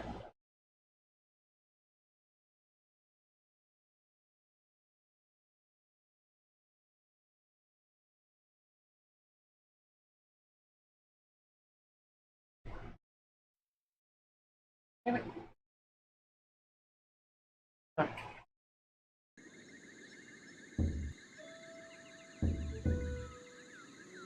Hold on. Let me check the audio. Oh. I see.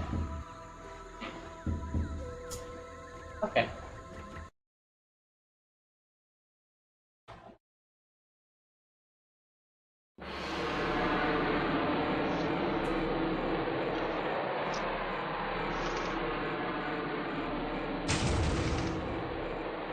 All hail Tyrannus.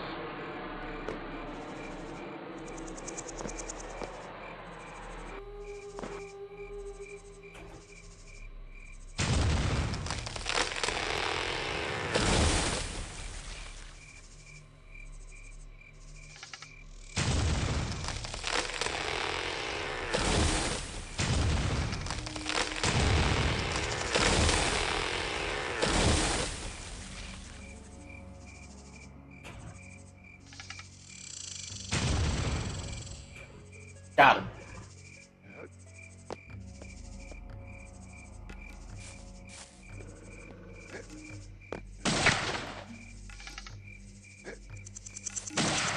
Where? Oh.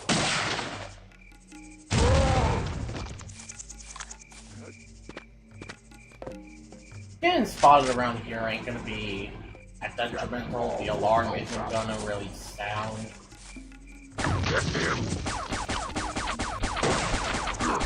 Because I kind of know you're already here. There's no real point into having the alarm go off if they already know from the previous level that, hey, there's someone in here.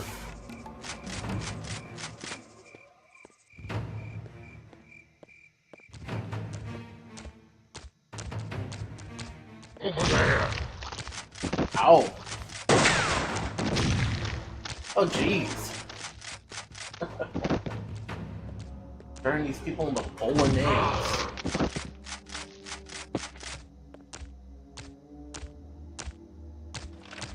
Oh, hello. Not sorry.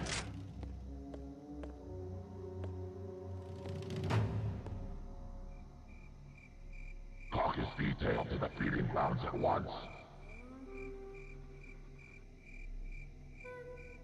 Oh! What?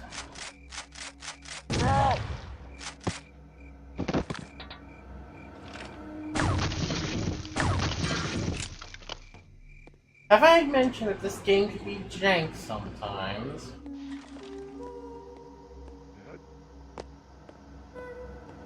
No one can tell me that quad shot didn't hit.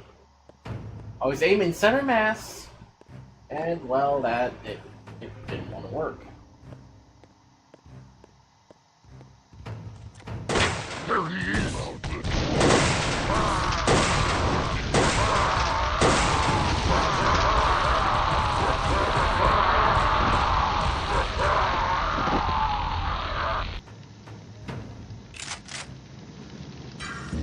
Battle is glory. Glorious life. Yep. I love the smell of burnt scales in the morning. Well, technically it's evening. Middle of the night, but...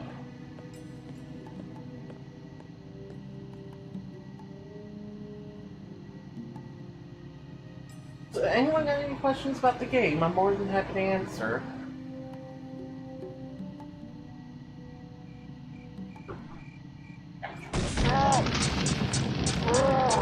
Wait, really? Off with your arm?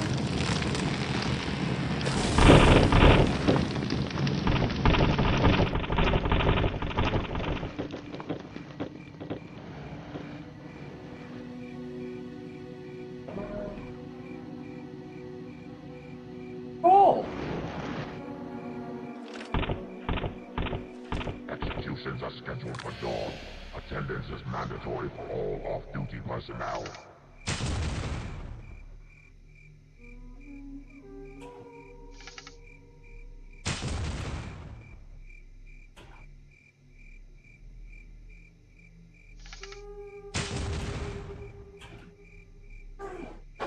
Friend. And hello, puppy. So as I said, any of y'all got any questions about this game or anything? Or any questions y'all got?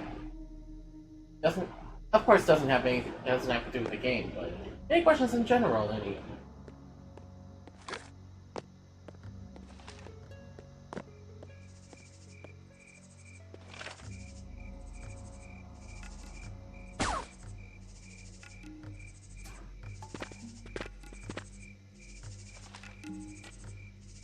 Glory to our Lord and Master, Tyrannus.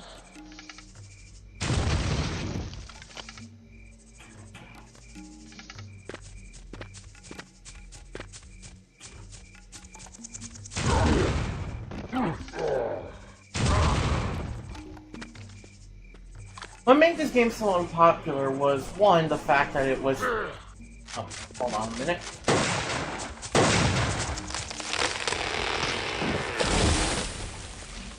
It was made as a reboot, meaning that it kind of retconned all of the story that came before it.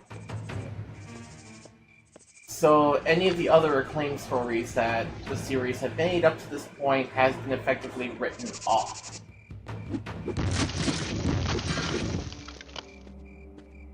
Essentially, Halset is the only Turok, and even now he's not actually a Turok. To the forge. All weapons masters report to the forge. Because throughout this game, he doesn't even carry the mantle of Turok. He's pretty much actively refusing the role.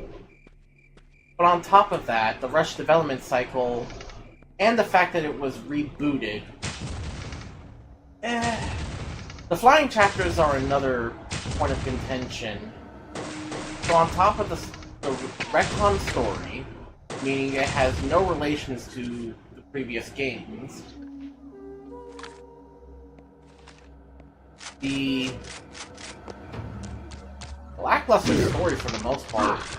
Essentially what it is that the Slags are on a holy war, wanting to wipe out basically those that oppose them, because they feel like they are the chosen people for the Lost Land, with the ultimate goal to basically destroy Galliano. Change in 1 hour.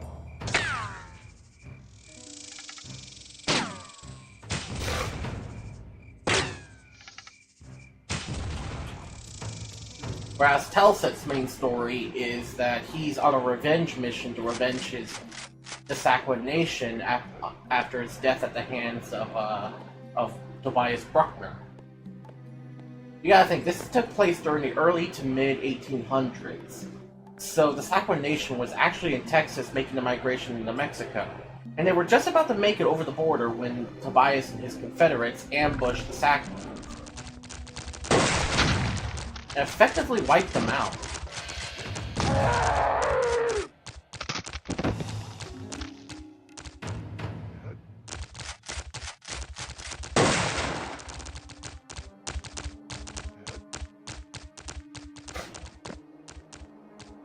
Now it's said that his people were prophesized to die, but By 1900 hours, or face summary discipline. you're not even looking at me.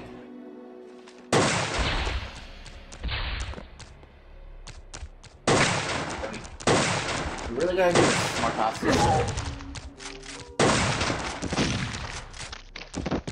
Die.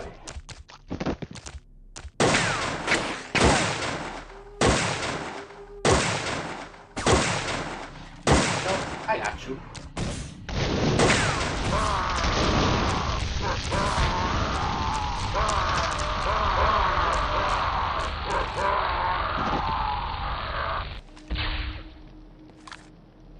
What the fuck? Just die already, sniper.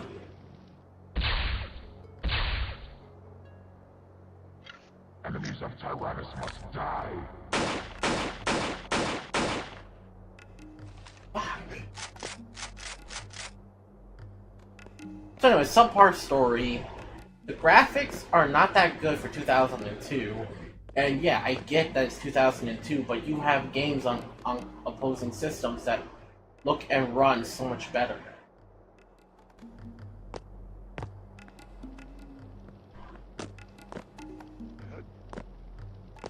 Heck, by 2002, what games did we have on the GameCube? We had, of course, the Resident Evil remake, which kind of showed how games on the GameCube could look. We had Super Mario Sunshine, I think Super Smash Bros. Melee. We had a lot of games on the GameCube that could show just what the graphics could look, but this is just sad. And on top of that, this was also on the PS2 and Xbox, and each version had their own strengths, but at the same time, some of these ports also had weaknesses too. Like the Xbox, it has the best graphics and sound, but the problem is, it runs at 30 frames per second. The PS2 version has the worst of the lot.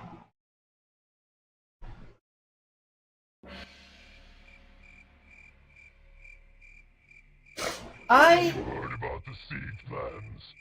I'm taking the whole epic leak about Turok with a grain of salt. Open fire. Tear them apart. That cutscene wasn't on the PS2 version.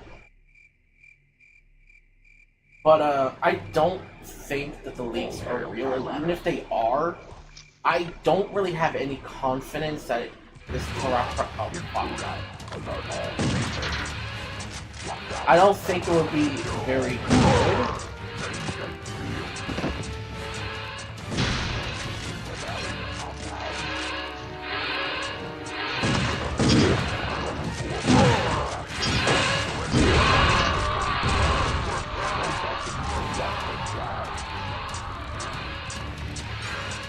Now, the thing about, oh, for those of y'all on my Twitch chat wondering, I'm responding to someone on my YouTube chat.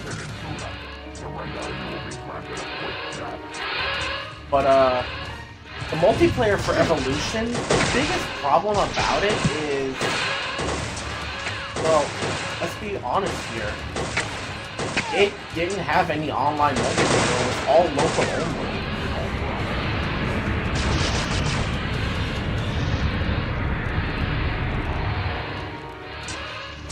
Now that was a fucking shit.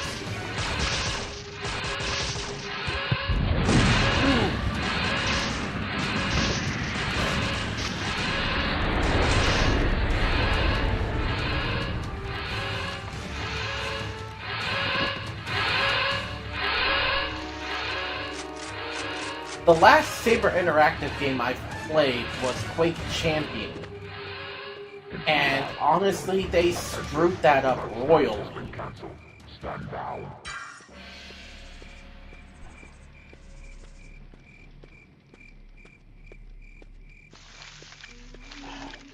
Plus, I don't really like the fact that there was a Turok. If there is a Turok game, I'd rather not have Epic's greasy fingertips all over it.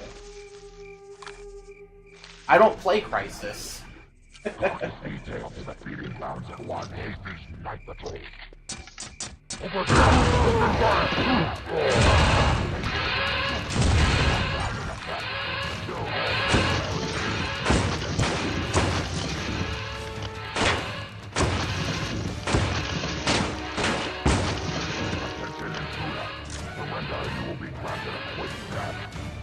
Attention, alert status has been cancelled. Stand down. I never played Space Marines 2 either. Quake Champions is about the only game that I've played from Saber Interactive, and it left a pretty bad taste in my mouth because all it was a poor man's Quake 3.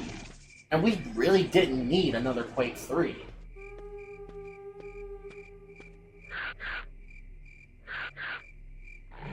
But, alright, Fox. You enjoy your stream.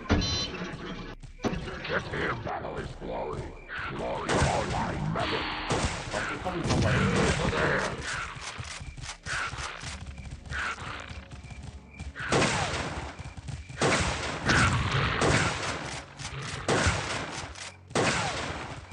But as for the multiplayer, the main issue with that one is most of the multiplayer from Evolution is all local only.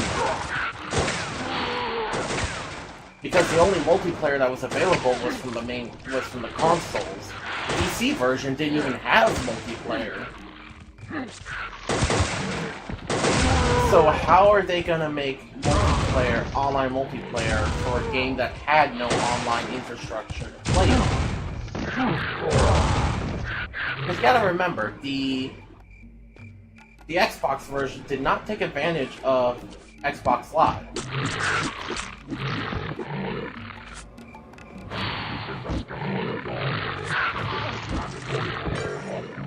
It only had the 4-player local.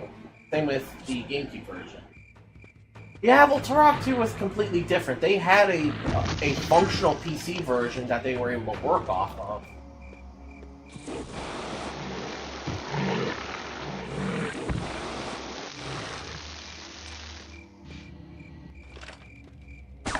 Plus, it wasn't that active when it launched.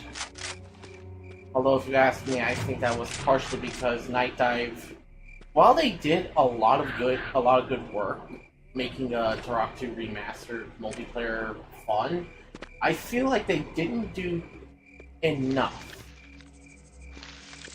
But for Evolution's multiplayer, I don't see a shot in it being multiplayer. If they ever do a remaster Evolution is just going to be a single player like with Turok 3.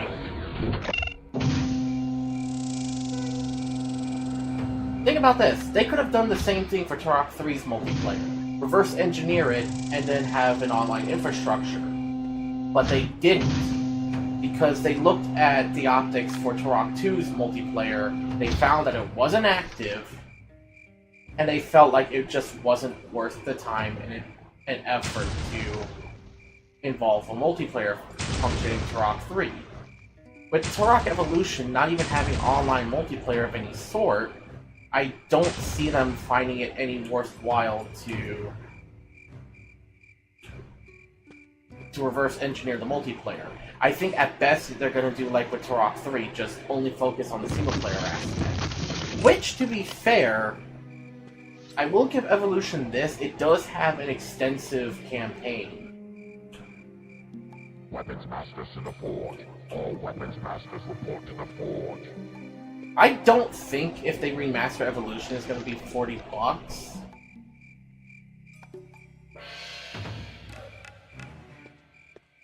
The thing about the split screen thing is that would be fine if we're talking on terms of, say, the Switch or, you know, some of the other consoles. But if they're going to be doing it throughout all systems, that means they're going to have to try to do it for a potential Switch port, an Xbox, and a PlayStation port on top of PC.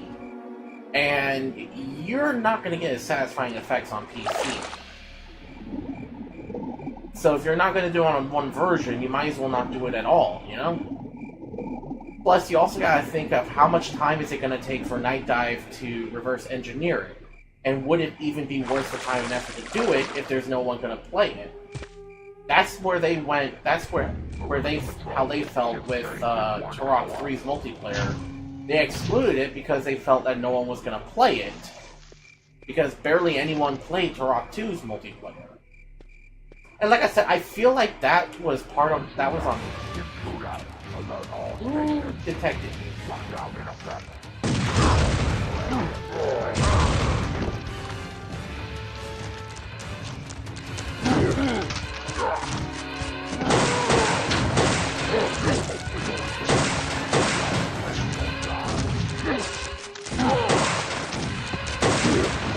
I just don't see it being worth Night Dive's time to work on it if, like I said, no one's going to play it.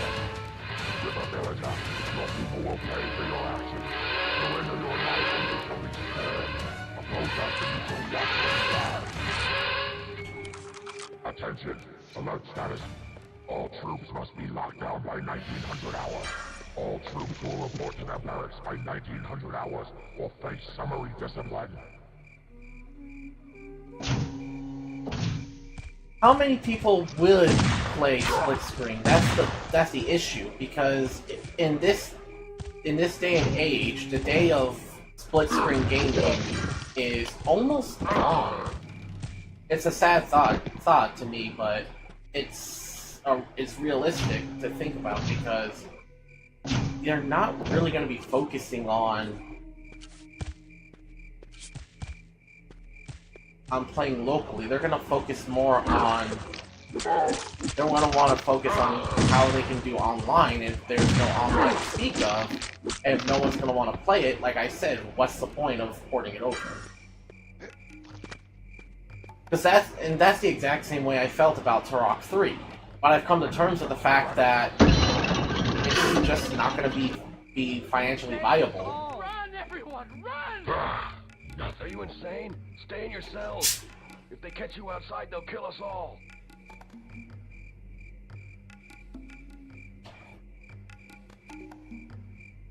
Now, $40 for Evolution, I don't see them charging that much.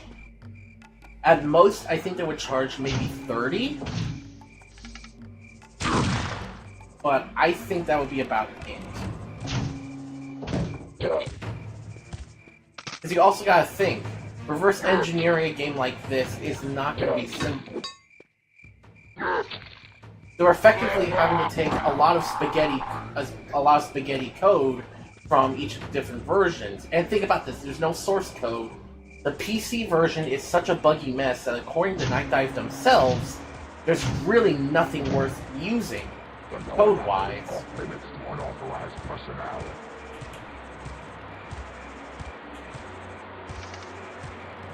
So when Night Dive even goes, the PC port of the game is so bad that oh shit, Guard Tower 2?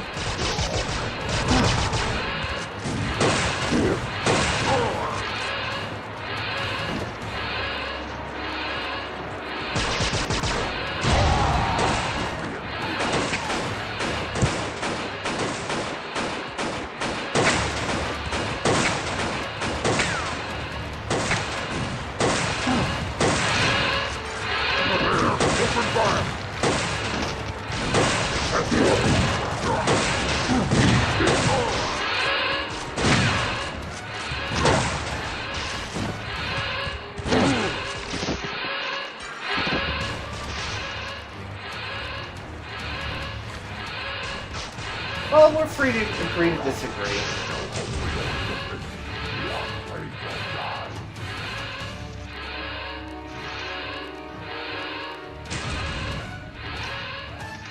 It's just like I said, I felt this strongly about it in regards to Turok 3, and I'm still upset that they didn't try to port over the multiplayer for Turok 3.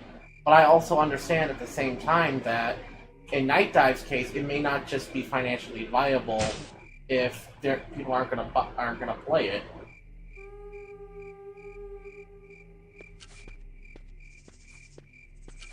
And like I said, with Evolution, even without the multiplayer, the campaign is still it's still a pretty big campaign. You're not gonna finish this in like 3 to 5 hours. Maybe if you sped ran the game, but at that point, well, at that point, how come you're not? At this point, I gotta ask, are you gonna try to go for the speedrun leaderboards at that point? But in all seriousness, I don't see it being financially viable. I mean, it would be nice if they did, but at the same time, they haven't done it for Turok 3. I genuinely don't see them doing it for Evolution. As much as it would be interesting to have. Plus, how would they go about it? Because, as we said, the code for like the PC version was a complete utter mess. None of the games really. Oh, fuck. Really?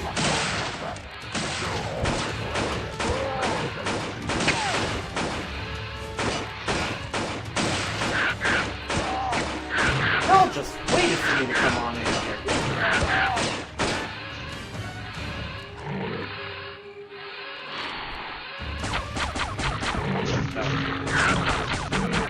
Stand down.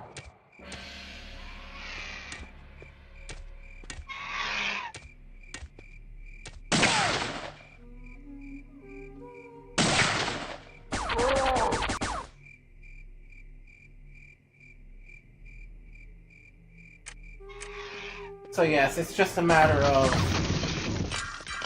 It's not just a matter of, will it be possible to reverse engineer? It's a matter of, will it be profitable enough to do it? And if Night Dive doesn't feel like it is, well, it is what it is, I'm afraid. It's like I've been saying, Turok 3 was the same situation. God damn it. How many of you bastards are there? At least drop shotgun shells. If you guys are going to go this much trouble, the least y'all can do is drop some shotgun shells for me. Inconsiderate. I do feel like the Night Dive, the most they would probably charge for an Evolution remaster is $29.99, like they did with Turok 3. But I will give Evolution this, at least the $30 price tag will be warranted, because Evolution, like I said, does have a very big campaign.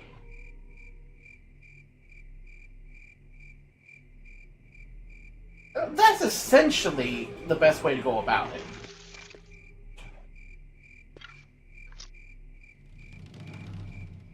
battle is glory. Glorious life. Yeesh, these guys are starting to sound like the minions in Star Trek.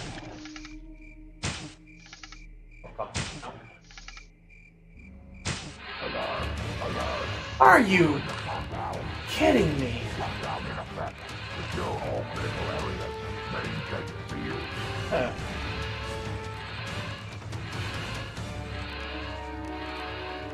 But the ultimate question is, if they do make a Turok 3 remaster, what version are they going to base it off of? The GameCube or the Xbox version? Because out of the different console versions, the only two versions that are any remotely viable to salvage is the GameCube and Xbox version. That's mainly because the Xbox version, with its graphics and sound, and the GameCube has the smoothest gameplay because, well, it's 60 FPS. It doesn't have as good as graphics as the Xbox port, but it's a whole lot better, and it's still just as stable. Just with a higher frame rate.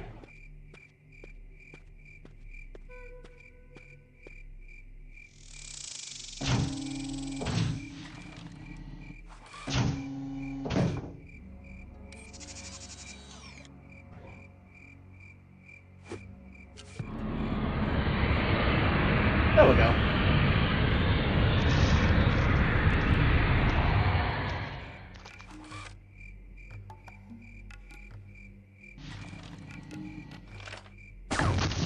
I really do feel like that if they do remaster Turok Evolution, they would have to iron out the mouse and keyboard controls. That's true.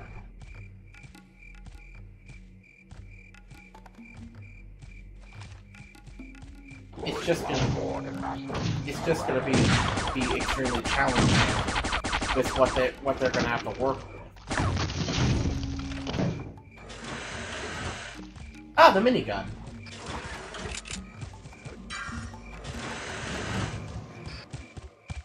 Still my favorite upgrade. As well, it's a minigun. You genuinely cannot go wrong with them. Get him!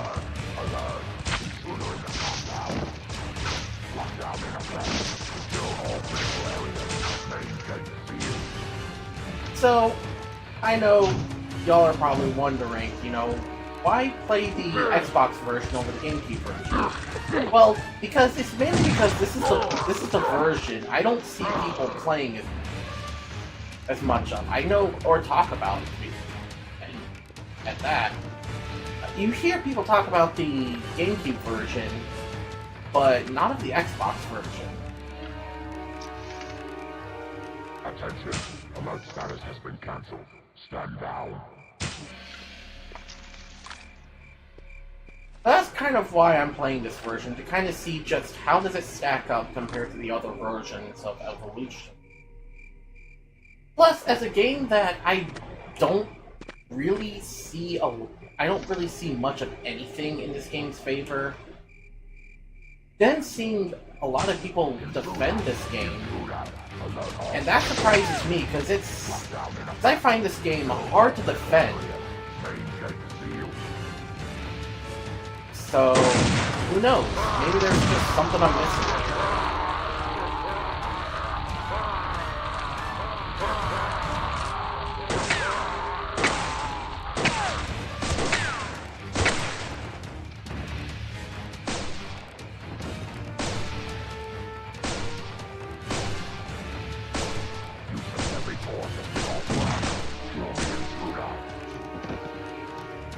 And this is coming from someone who prefers to play, whose favorite entry in the series is Turok 3.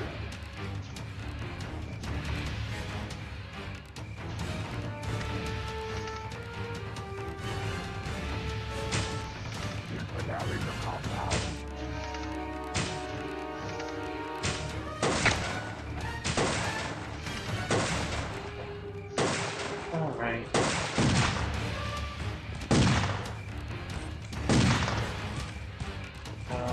There we are.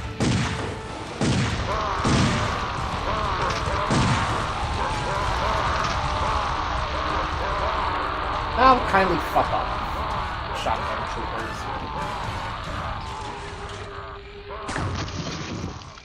Attention! All troops must be locked down by 1900 hours. All troops will report to their barracks by 1900 hours or face summary discipline. As I was saying, like I said, I just never really had too many hopes for Evolution, and I grew up with this game. Granted, it was a PS2 port because that was the only system I had that to play it on at the time, but even though I did enjoy it growing up, in my later years, I've learned that this game is just disappointing. As a Turok fan, it's a game that, yeah, I do see it has potential, but the potential just doesn't get realized. And then when you consider the circumstances surrounding Acclaim at the time, and you kind of see that Evolution was kind of a recipe for failure. It was rigged from the start. Son of a bitch. I am getting so sick and tired of this goddamn alarm.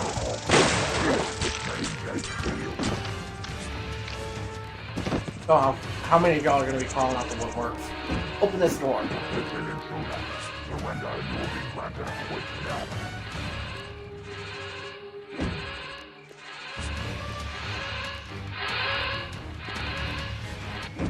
Attention! Alert status has been cancelled. Stand by. Okay. So they want to call it quits after I cleared them all out, huh? Fine by me.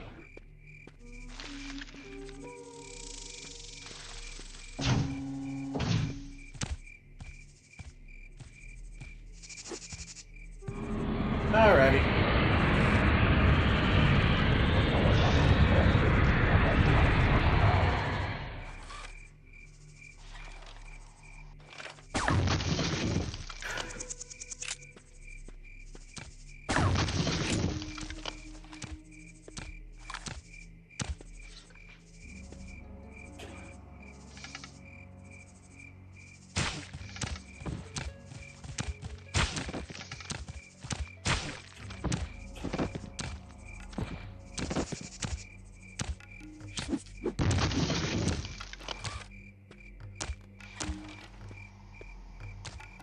Over there!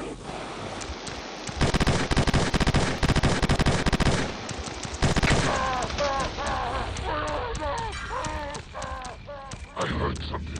Get him!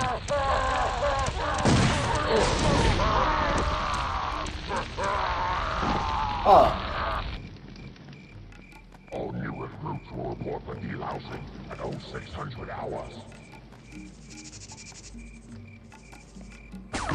Yeah, I've tried to use Parsec, could not figure it out for the life of me, and even when I did, it was just too unstable.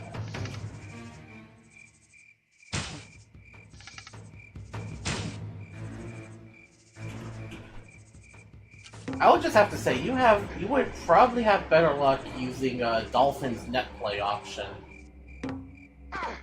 Oh, gee. That's another reason why I kind of don't like this one. The fall damage. I just miss the days of Dinosaur Hunter and Seeds of Evil, and even Rage Wars, where you can drop and just not take damage.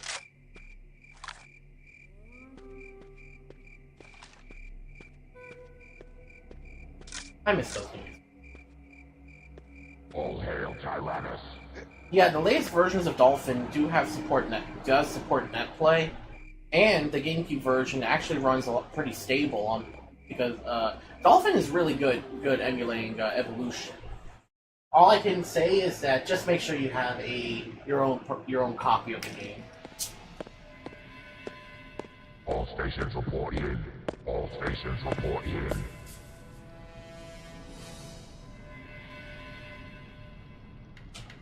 All watch commanders, briefing at 0600.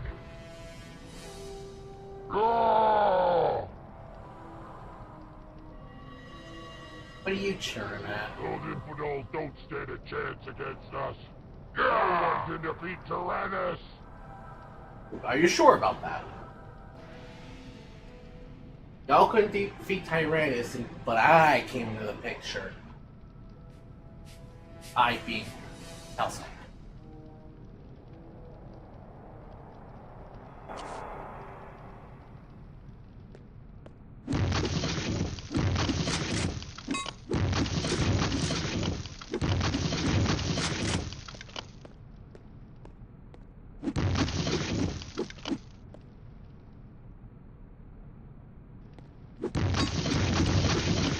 Considering how different he is design-wise to Dinosaur Hunter, I would say not really.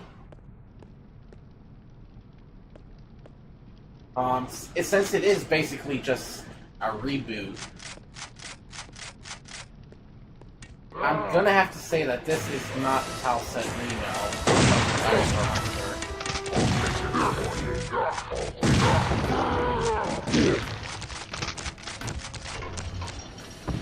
Let's go. Eat this. But I also don't think Talset's design is bad. Open fire. Come on, you have it. Eat this.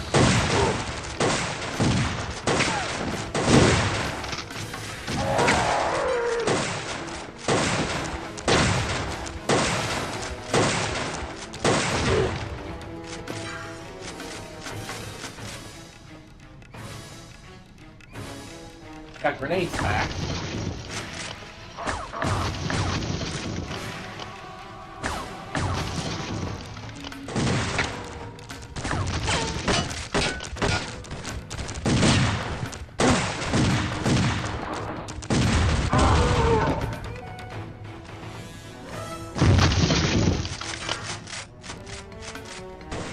Now there's one thing that does kind of aggravate me about Evolution, is the whole weapon situation. Now, I know it was explained that the whole situation with the weapons is that it is because to reduce memory costs for the systems, but for me, that kind of rings hollow for me, because at that point, why not just scale back some of the weapons, or cut back the scale of the levels themselves? Or just, you know, not have so many weapon upgrades, I guess? It's hard to say how to fix that issue, because if memory is really an issue, how do you fix it without compromising the levels or the weapons themselves?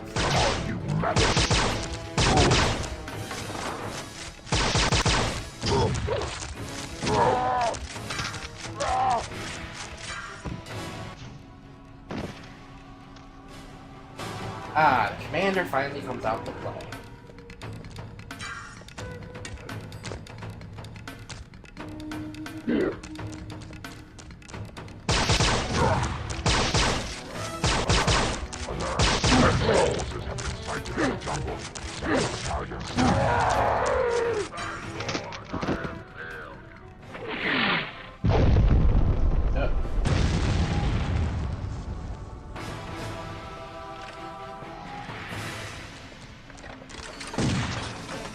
Oh, I know that. It's just what I was referring to is the game taking weapons away at random points.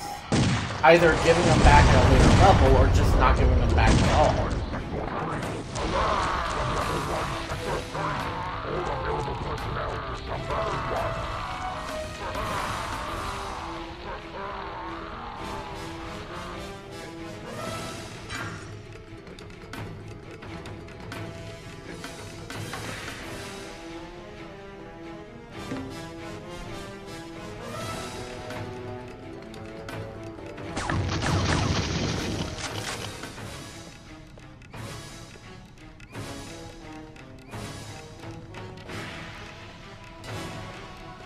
So yeah, that's going to be the biggest thing. If memory is an issue, how do you resolve that without compromising either the levels or the weapons, while at the same time trying to squeeze in all the weapons that you can carry at once?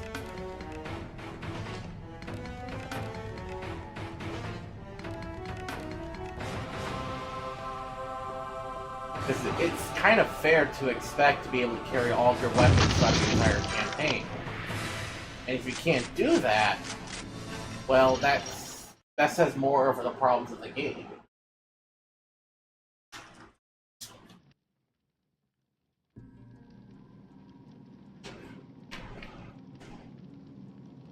You maggot-infested puke! You think that was funny? Let me... Your performance is pathetic! I mean to break the lot of you! You worthless dogs have dishonored me and disgraced this army for the last time! No other way through. I'll have to take them out.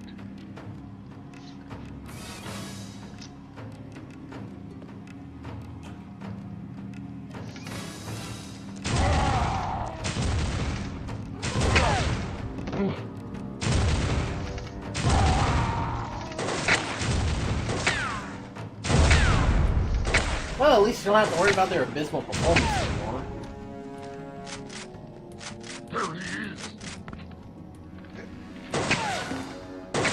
I mean, if you're alive.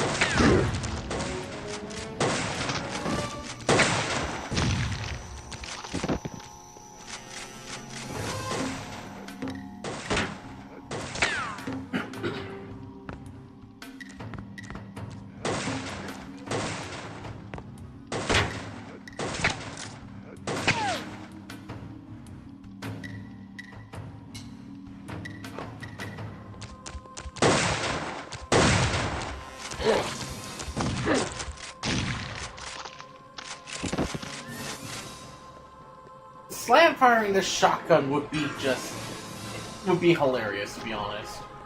I also kind of wish they gave like the Rage Wars version of this, where it's like you just slam down the pump 4 times and then it just fires them all up in one rapid fire burst instead of essentially being a charged shotgun. Don't get me wrong, the quad barrel upgrade for this is still pretty good.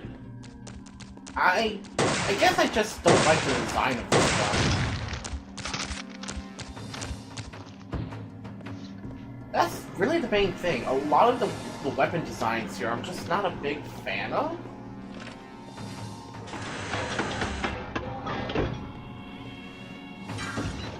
Some of the upgrades do make sense at the very least.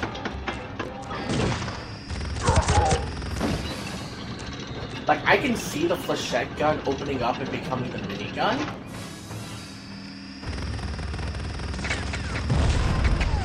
But at the same time, a pistol becoming a sniper rifle.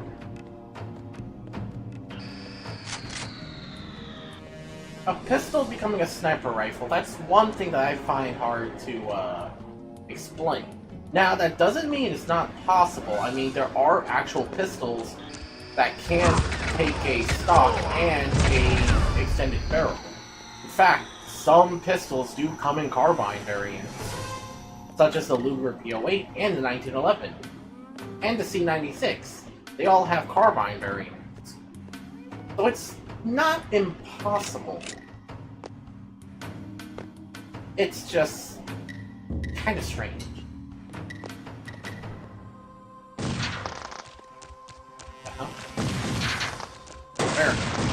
Where?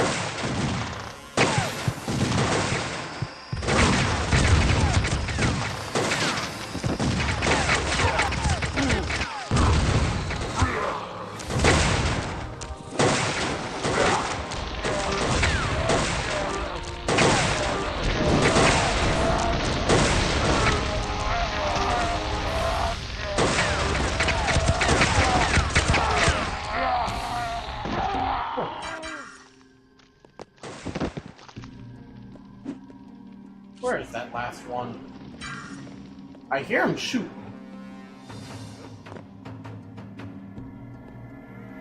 There you go.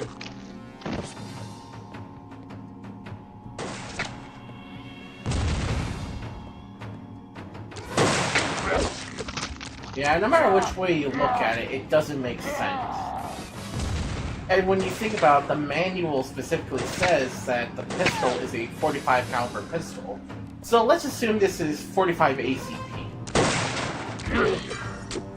It just doesn't make the most sense. Now, I do know that there are some real-life carbines like the Darlyle that utilize 45 ACP. But that was a specialized carbine. And they had to modify the shit out of that to get it working. Now, if it was something like 45 Long Colt, which has been seen in both revolvers and rifles, I can see it, but then again, it wouldn't really make a good long-range rifle round. Down on your feet like a man.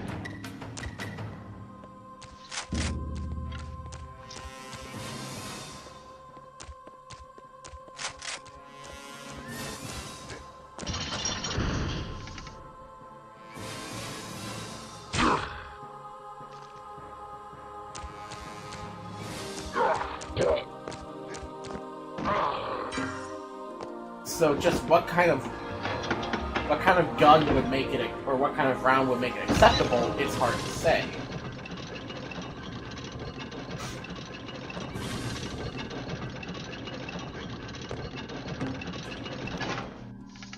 Now, if it was, say, a 357 or a 44 Magnum, I can kind of see it.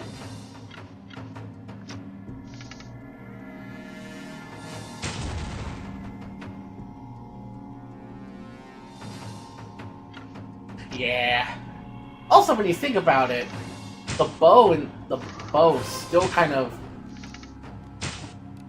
can still deal more damage than the pistol.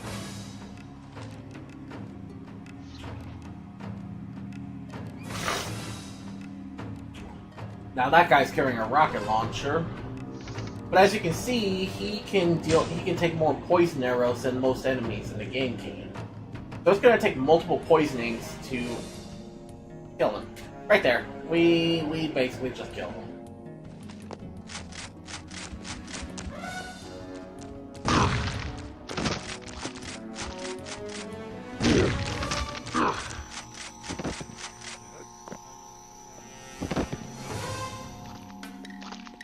Get him!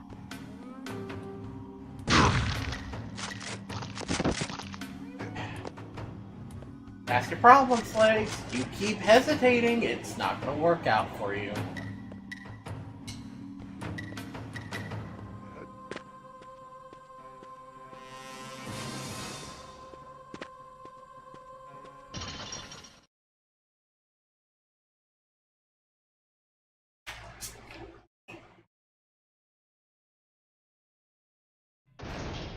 The invasion is proceeding well. We've received very light opposition thus far. The new plans look very good. Indeed. We'll roll over these vermin like toys. What have we heard from the scouting parties in the jungle interior? The diversion worked. While the rebels were combing the jungle, our assault force attacked their encampment and took the old man. He's being interrogated as we speak. We did lose a few soldiers in the jungle surrounding the village, however. Could this have been the warrior the human general once found? If the general's after him, he's got my sympathy.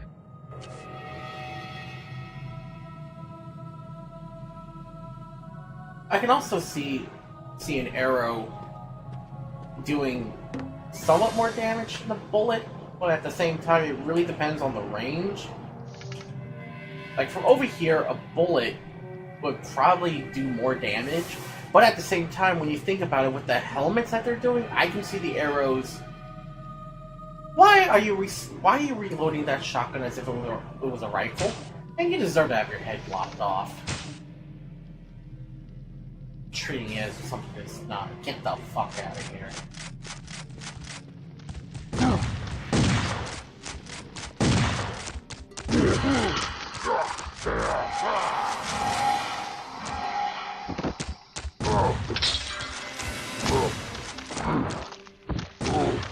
In Mortal Kombat call, they want their Shadow Monks back.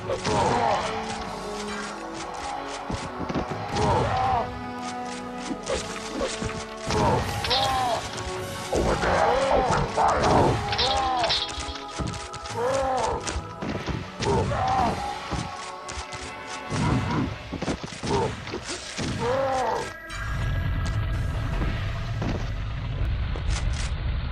Now, if there's one game that I really want to see Night Dive remaster with full online multiplayer, it's Turok Rage. Over there! Open fire!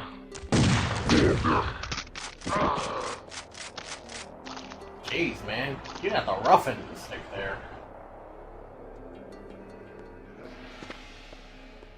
Do I see a Rage Wars remaster happening? Probably not, but at the same time it would be nice to have because Rage Wars is one of those games that could really benefit from online multiplayer. But it's also one of those games that would live and die by its multiplayer scene. But I think what would really give it what it needs is longevity. How? Bots.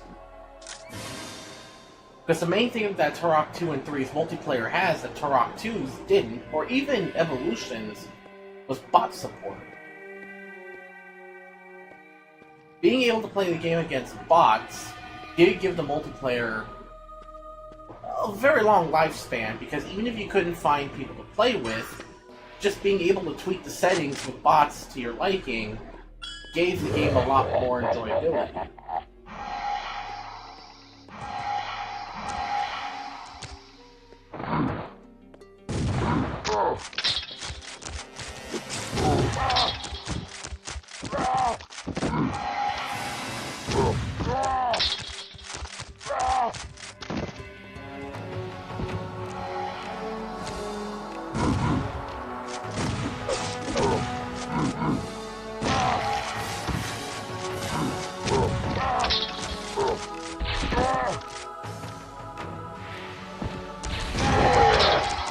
Over there! Open fire!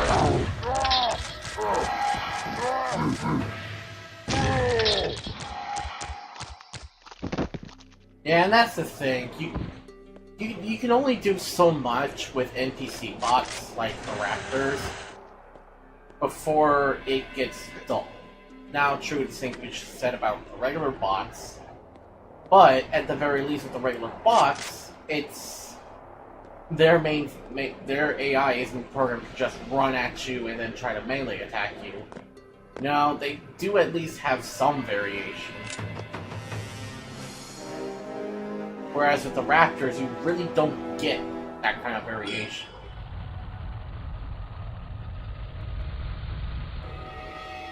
Over there! Open fire!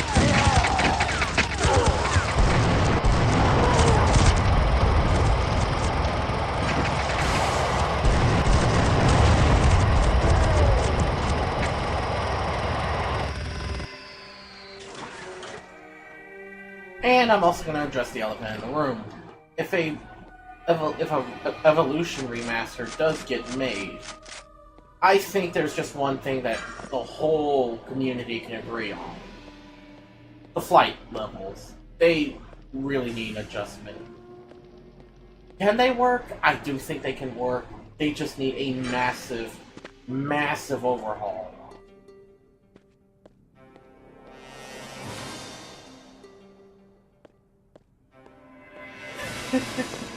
I mean, when you think about it, that's really what it is. A bunch of people are traveling throughout space and time, competing in a war essentially for a leather handbag. But I'm not gonna lie, even as someone who doesn't really like Evolution very much, even I can agree the flying chapters need an overhaul, make it at least somewhat playable. Or at least more playable than it is right now. Let's go! Why announce yourselves like that?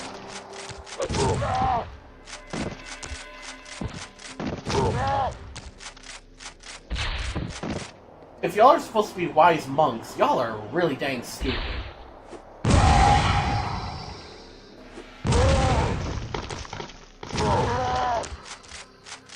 Over there!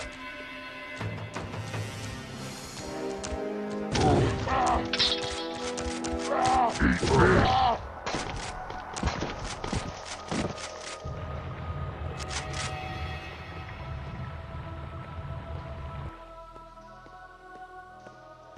But if they are able to redo the flight level so that it's more forgiving and Yeah, I mean, the challenge, it's not even that challenging to begin with. At least at the beginning. I want to say at the beginning, but... that's essentially what it is. It's like, you can't see me. Yeah, but by saying that, I just basically heard you, and thus I can find you. Are you regretting your life choices at this point?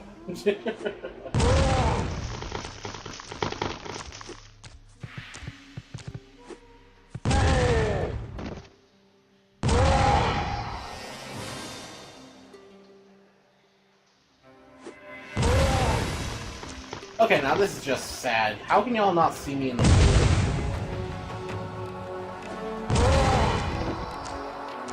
Okay, y'all are so willing to stand still. So y'all can get hit by grenades.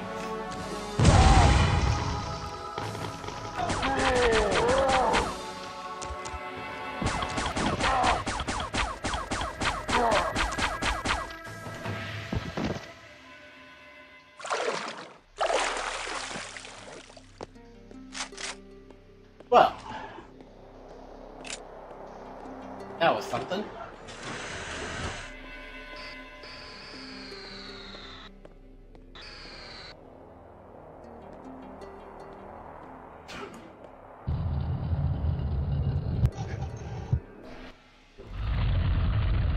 They spread that one rumor and now everybody thinks that.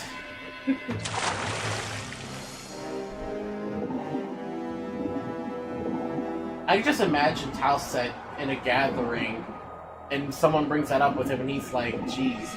They bring up one rumor, and then everyone starts acting like it's the truth.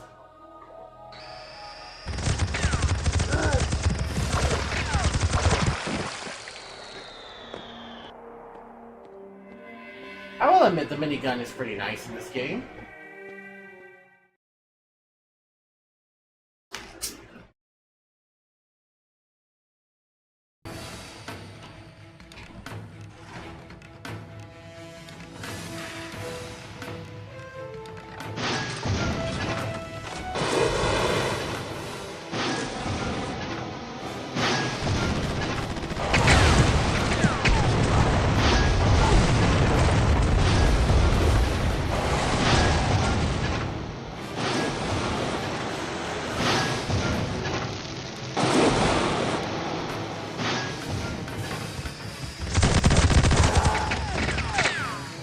And our minigun does more damage than theirs.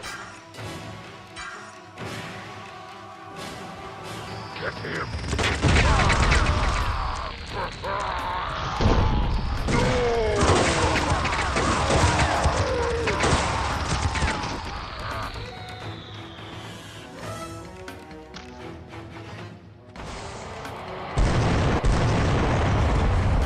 But if there's one thing I want more than another Turok remaster, is a Turok collection.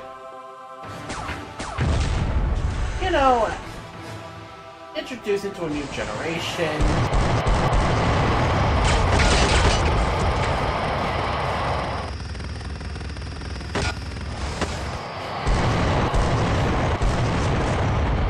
Have it be so that new players can experience the games.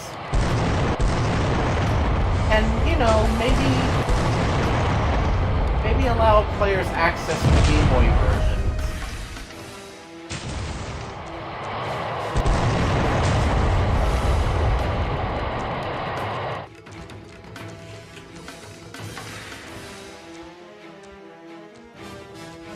Oh, I see what he's gonna do.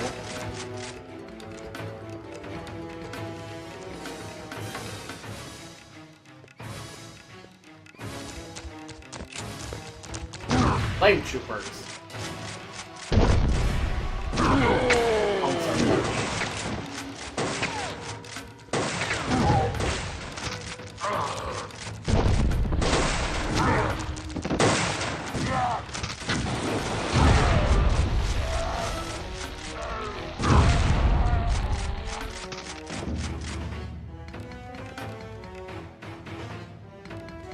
That would be frustrating. One-shot kill enemies that would be hard to spot. No thanks.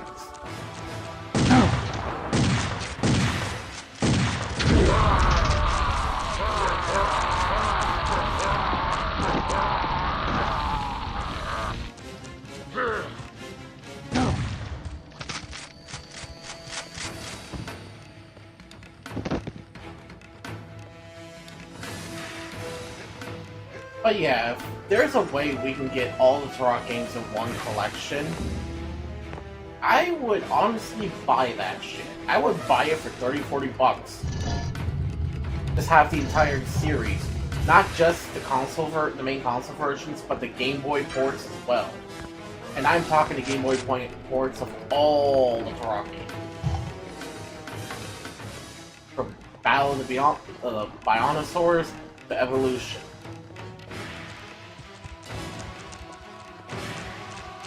I feel like we're long overdue.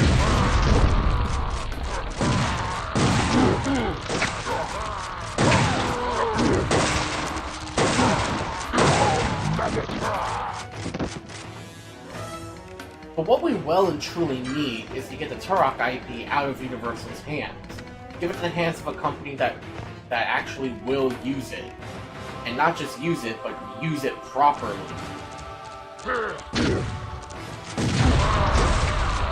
So to be fair, I would just like the IP in general to return to Valiant.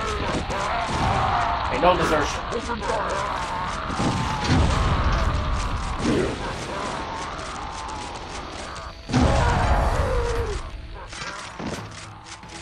And I can't be the only one that thinks that Valiant should have the Turok IP back.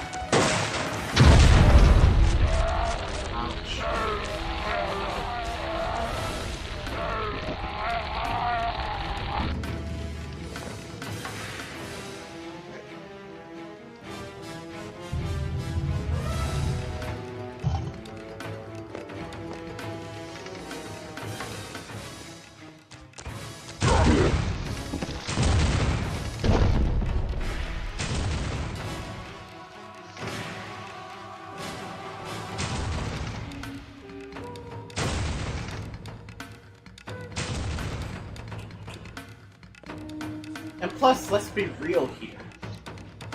Valiant is really the one that needs the IP back. Not just for the video game line, but for the comics as well.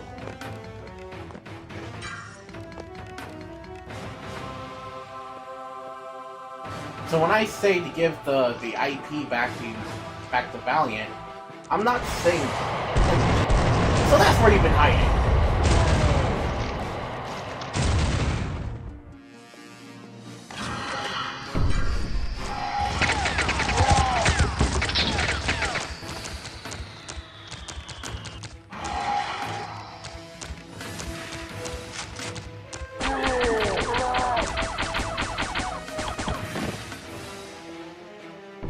Anyways, I'm not saying just in terms of the games, I'm talking to comics as well.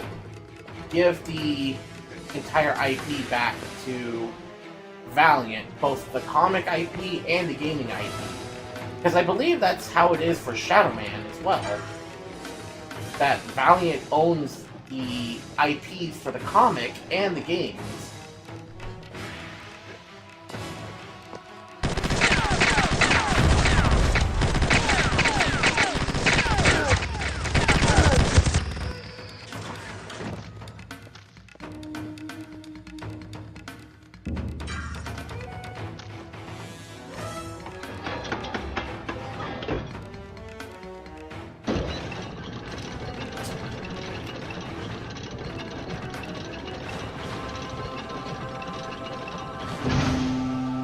The only problem I can see arising from all of it would be Turok 2008. Because that was from Touchstone, which was owned by Disney. I'm still getting used to the Xbox controls.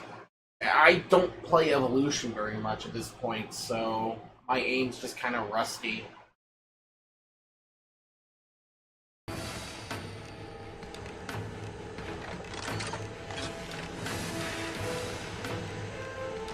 Find and destroy 6 control terminals.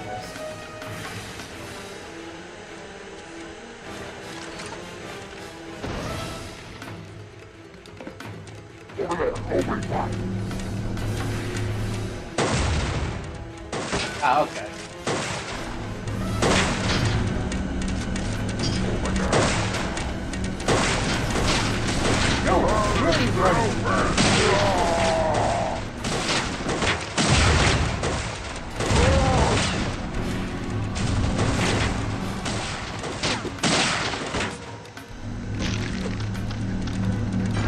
when in doubt, just club them.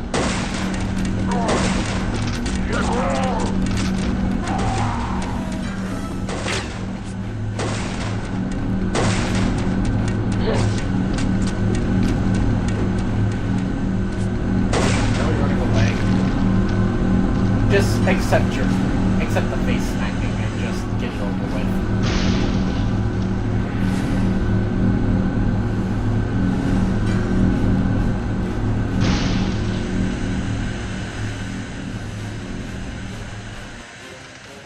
Yep.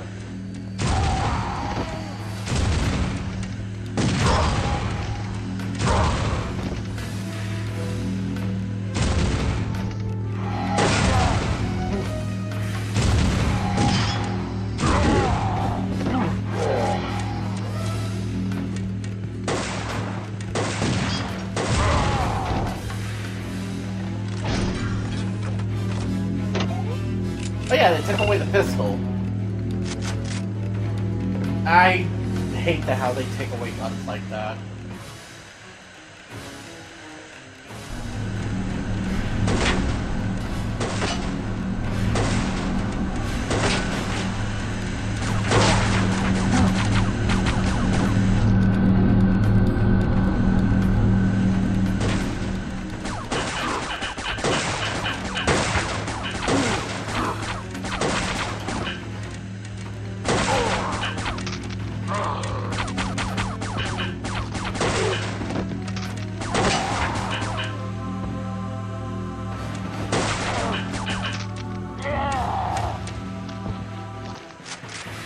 That worked.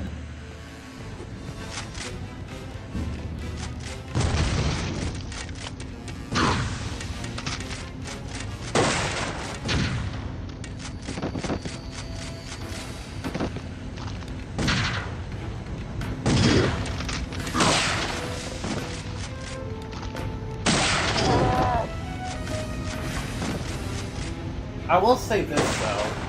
The current Turok comic, or at least the 2019 Turok comic, actually did something right with the series that I felt was kind of true since the beginning. And one of the issues of the comic, they actually showcase the Turoks from all different types of universes. So they had the original Gold Key Turok, or Dell Comics, my bad, to the original Valiant, who claims Dinosaur Hunter and Evolution, to Joshua Fireseed from Turok 2, and even the 2008 Turok. For all intents and purposes, that issue basically just said that every version of Turok is technically canon.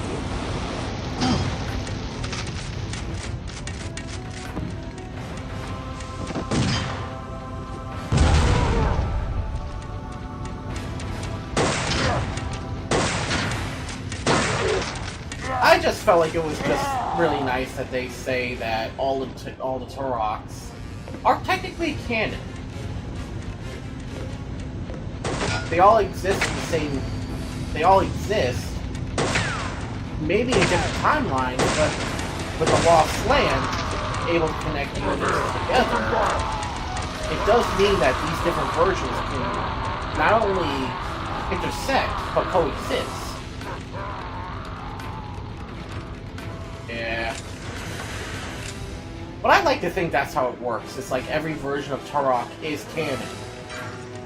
It's just each version takes place in their own different universe. Which does technically mean that the Lost Land is basically what connects each of the universes together. And again, it makes sense given the scope of what the Lost Land is. And it also makes you wonder just how many different universes is the Lost Land connected to. I mean, I get it's infinite, but it just makes you wonder what other versions of Turok are out there.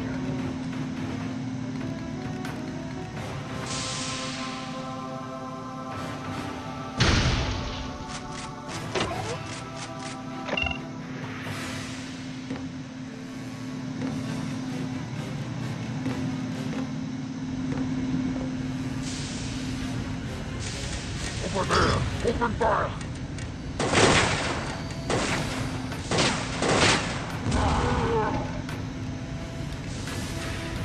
Now, I will say the flame version of Turok has been the first exposure to this series that I've had.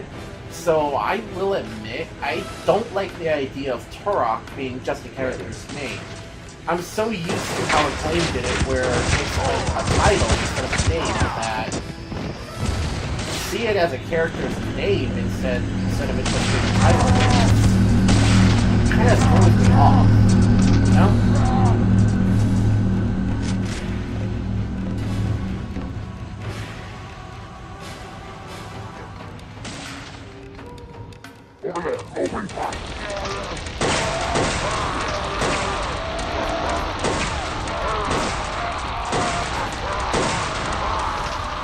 I find it ironic that a flame trooper, whose main weapon is a flamethrower, gets beaten by a flamethrower.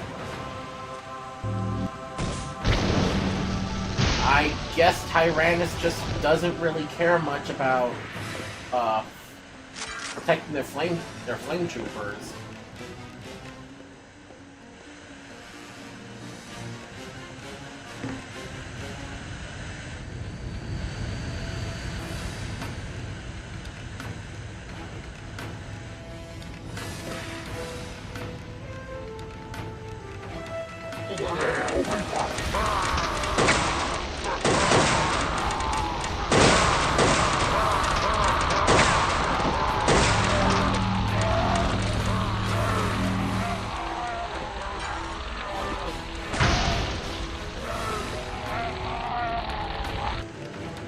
Yeah, basically.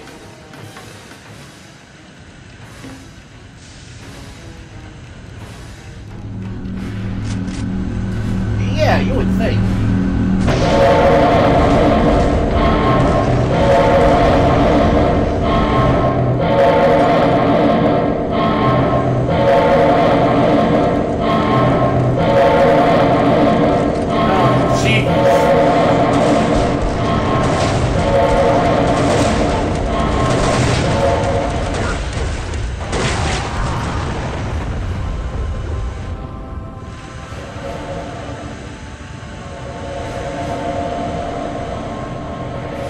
God, that was loud.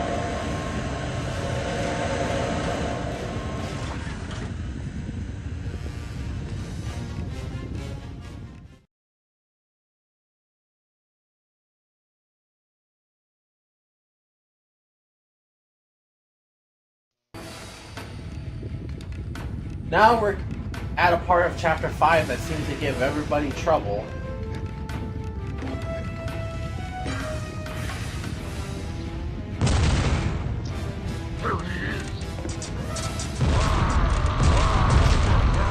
Deal with any of y'all. I just want to get out dodge one.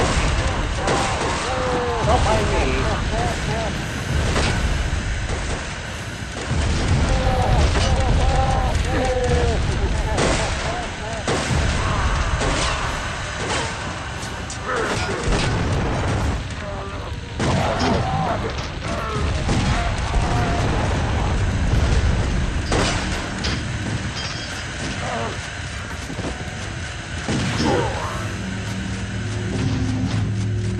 Huh.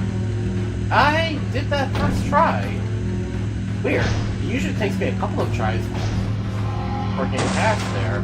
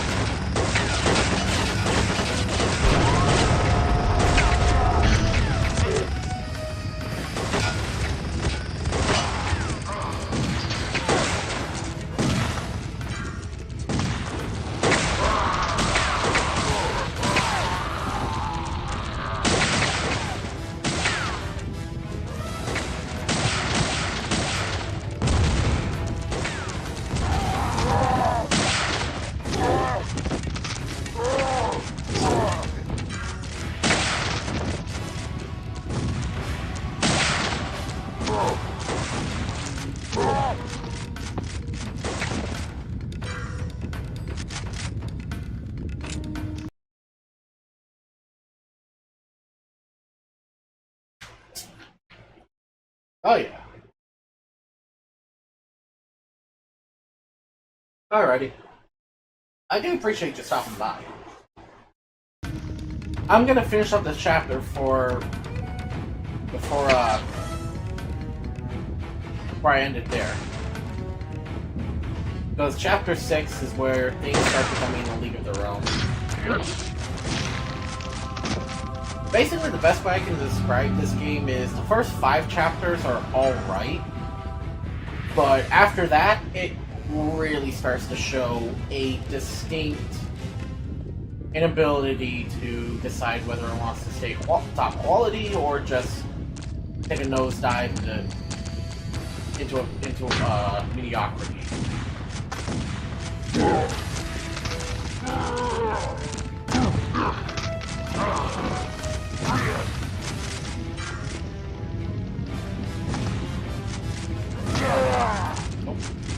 There'll be no mercy for the slaves.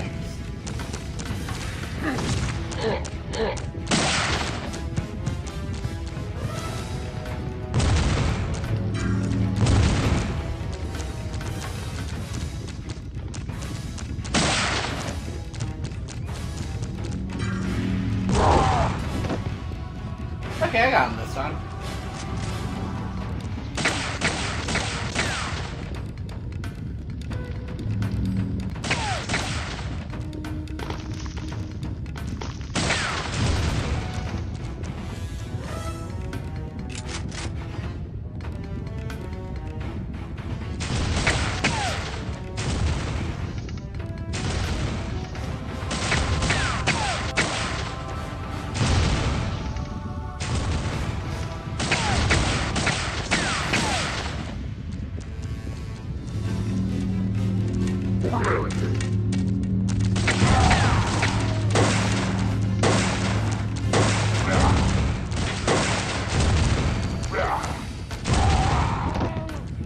Now then, do I think Turok Evolution could have worked? Yes. I know I mentioned this before, but I do think it could have worked. The only thing that I really think they should have done is waited on Evolution until they did Turok 3 on the 5th generation of consoles. I feel like that if they waited until the PS2, GameCube, and Xbox era to do Turok 3, I really feel like Evolution would have turned out better. Because with Evolution, this was the first entry in Acclaim's game series with this specific hardware.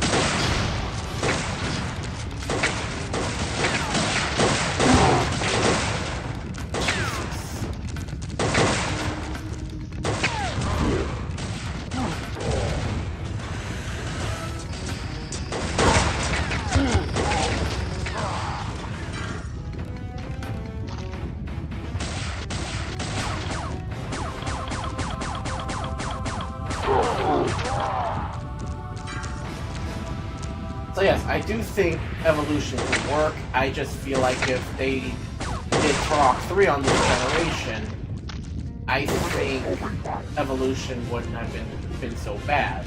Because if they did Turok 3 on this system, then they would have had the experience to know how the consoles work.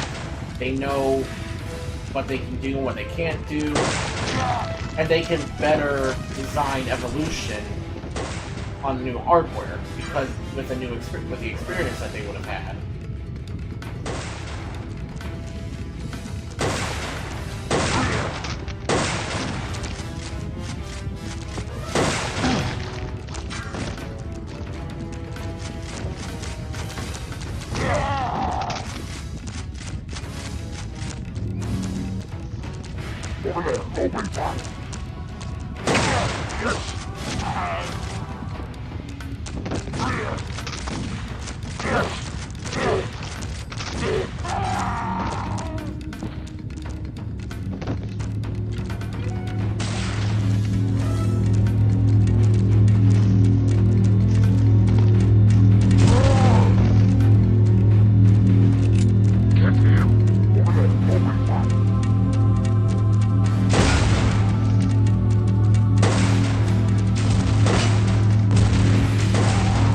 Now here, I'm really start to feel the 30 FPS creeping in. But that's the thing about having lower frame rates. When it's all quiet, you don't have to worry about slowdown. But when it's active like this, you're really gonna wish you just had a few more frames, make it play more smoothly.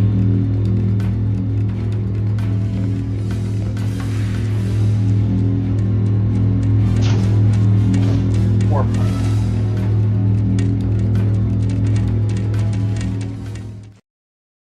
So we got the war plans. That's cool. So now we'll know what the slaves are doing. Warning. Maintenance emergency. Power outage sub-levels 2 and 3. Maintenance emergency.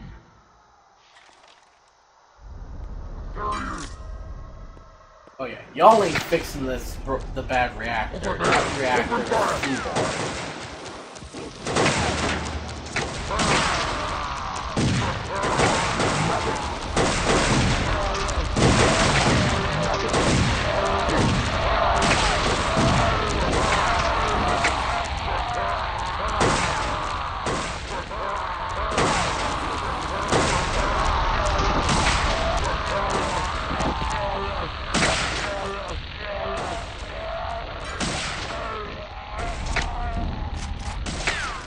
By the way, you still there, Puppy Ninja? Maggot.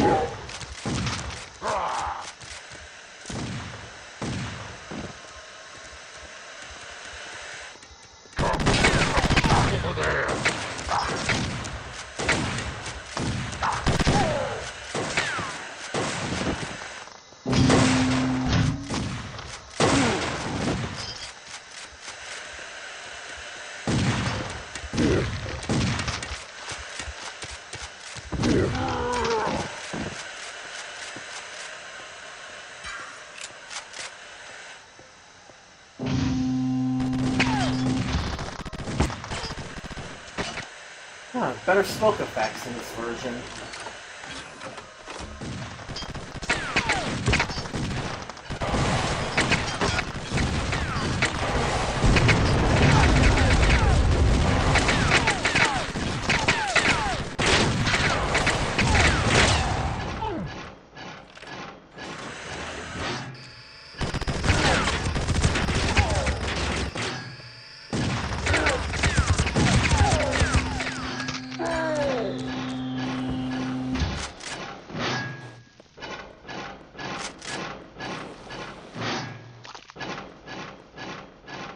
So how's everyone else's evening doing? Everyone doing alright?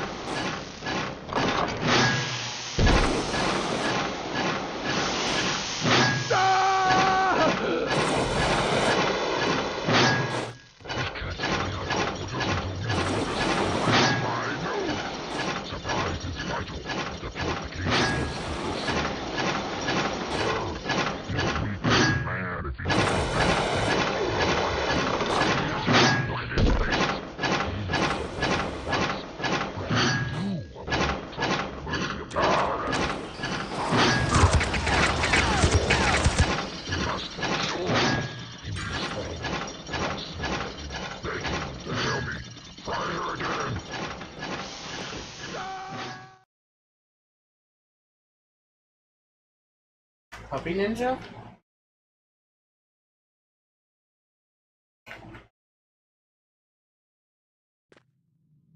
chief is in the prison sector. Contact me when you've located him.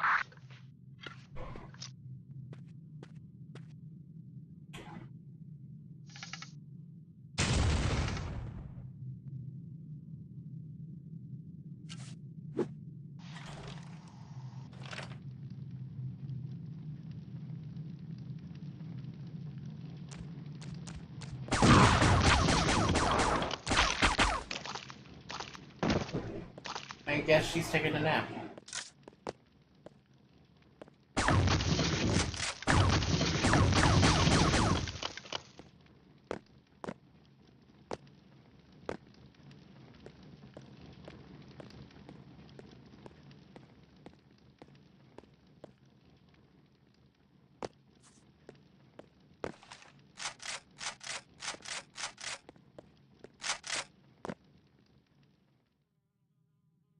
Wonder where the music went.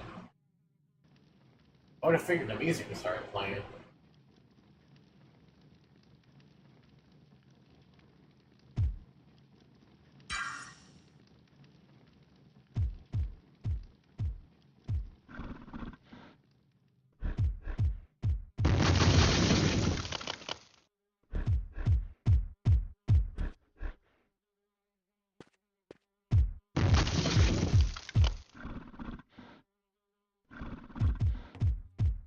That didn't look friendly. Can you smell it, maggot? Can you smell the stench of death? Oh, lucky. The red spider needs to kill all.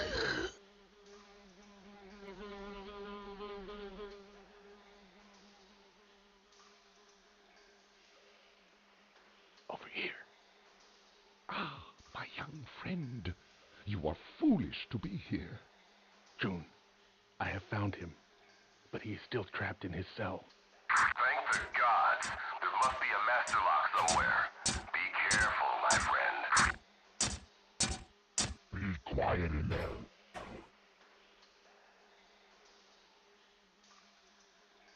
We locate the wise father, that's good. You'll all Now we just gotta break him out. kill us if you like, but you'll never rule us. Never!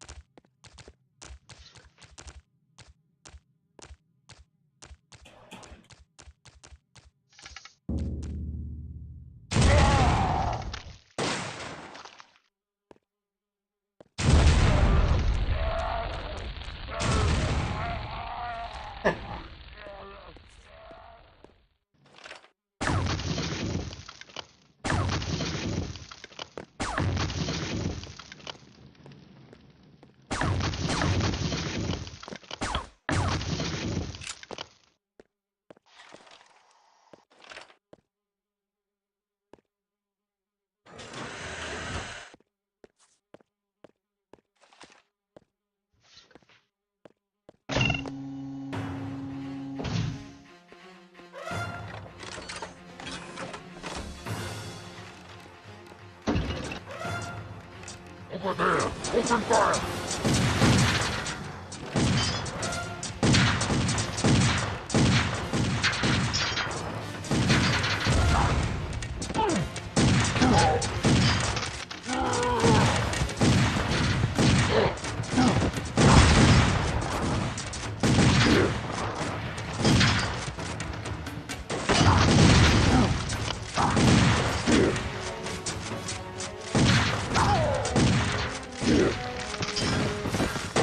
Ooh, that was close.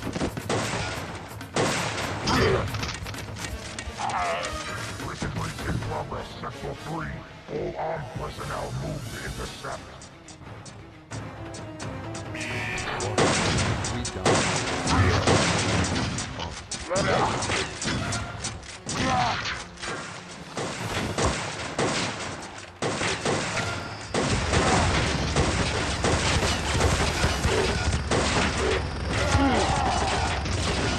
Yeah, that's basically what it is here.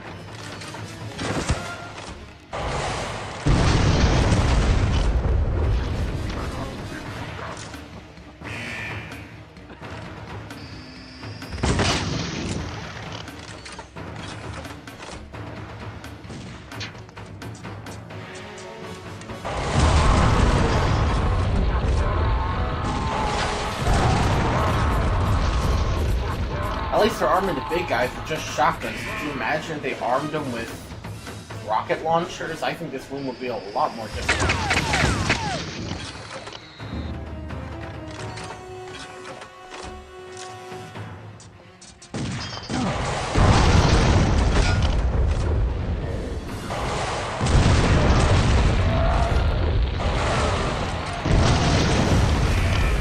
A little overkill for the shotgun? Yeah, but you can't spell overkill without okay.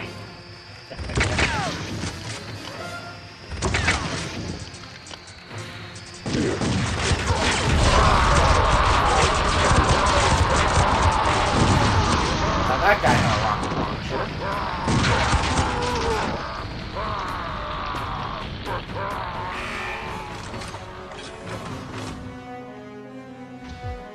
Oh, fuck. That is apparently a purlin. Although, I don't get how that's supposed to be a purlin.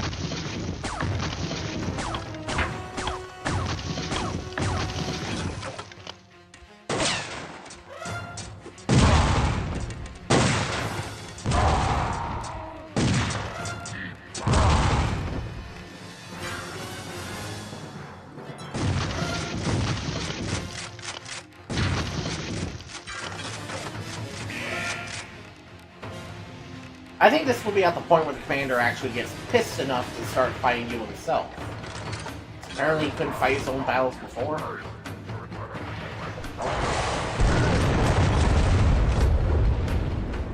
Oh jeez.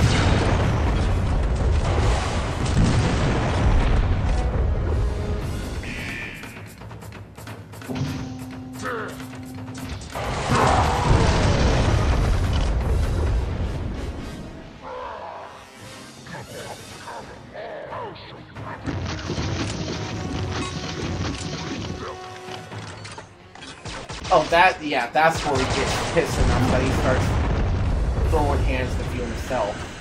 Too bad for him, I still got minigun ammo.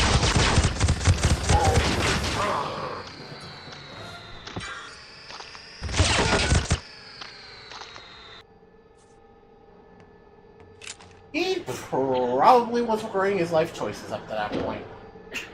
Over there, open fire! You guys were not the PS2 version.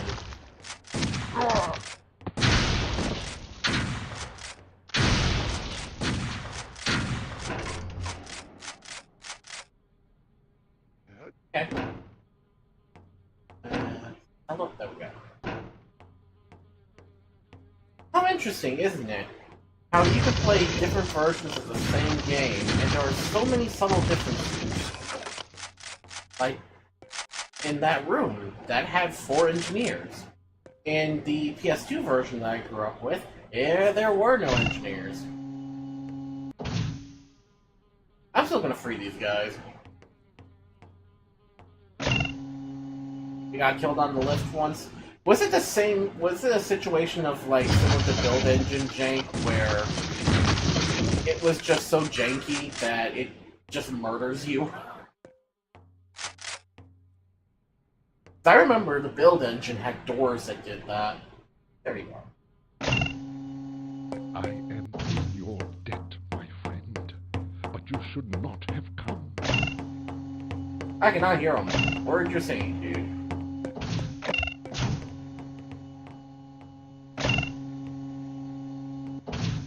There we go. Just freeing up all the prisoners, that's all. Do a good deed for these guys.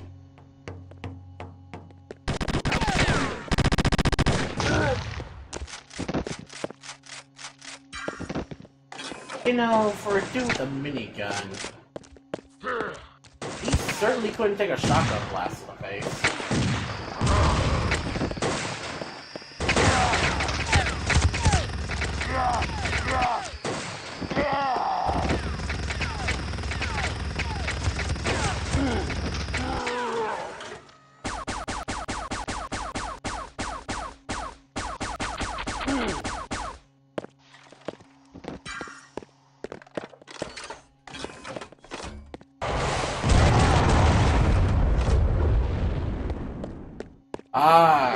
Ceiling crush. Yeah, that can happen. I wouldn't worry too much about the Wise Father because he's invincible. So no matter how much damage he gets, he ain't gonna die. I remember Turok Evolution's fall damage is so jank.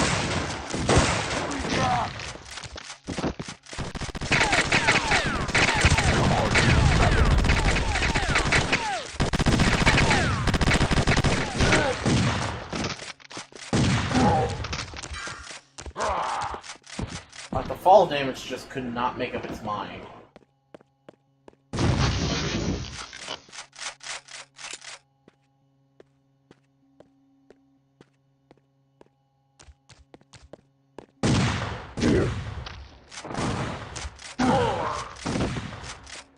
More of them!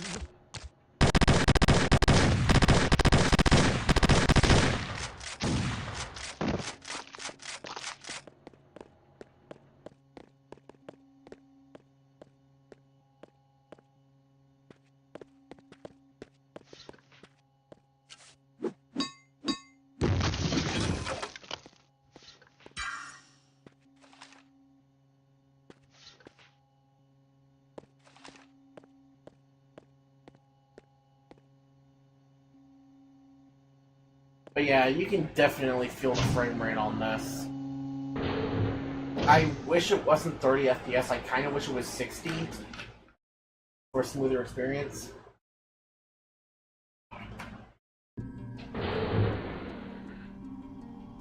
I kind of feel like the Turoks, for as much damage as they can absorb, they're more of like steel instead of stone, but I guess saying they're made out of steel just doesn't jive with the saying that well.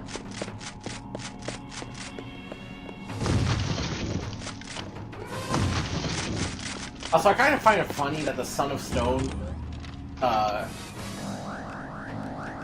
designates a dead god. Also, the gravity instructor. Not the best kind of weapon to use. Even no matter which fire mode you have it set for, it's not satisfying to use.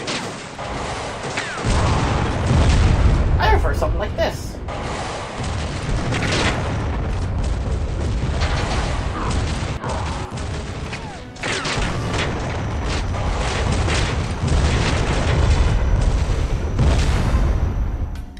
That is satisfying to use.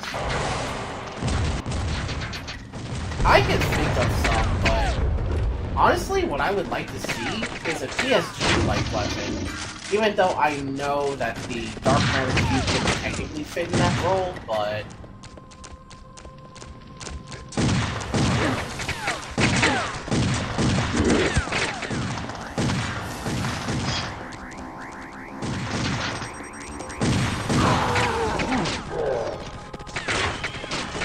oh no, you're gonna regret surviving, buddy.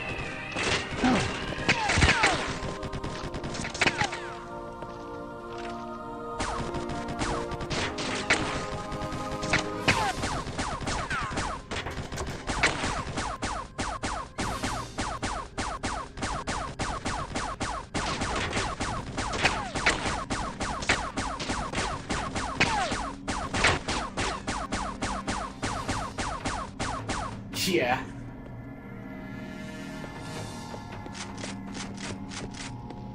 Heck, I kind of would like to see a cheat code where it toggles like a silly mode, so the gravity disruptor just attaches balloons to enemies. Would it make sense? No. Would it be funny? Definitely. More of them!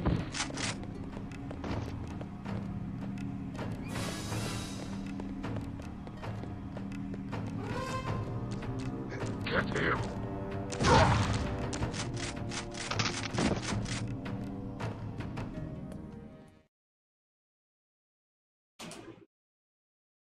Freedom!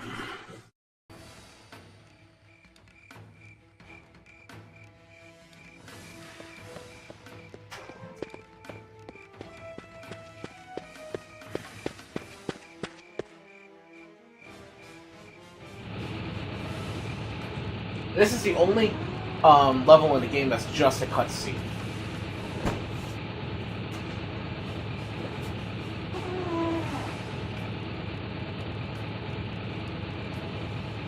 A whole army of slags and vehicles. I think Talsec can win this one. I think Talsec can survive this. I really think Talsec can beat them all. This ain't a sight to soar out. Bruckner. Hello, savage. You and I have unfinished business.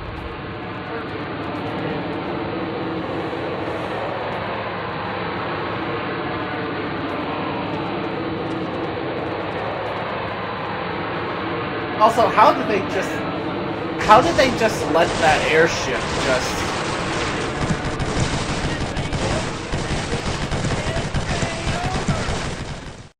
How did they just let that airship just land, pick them up, and then leave?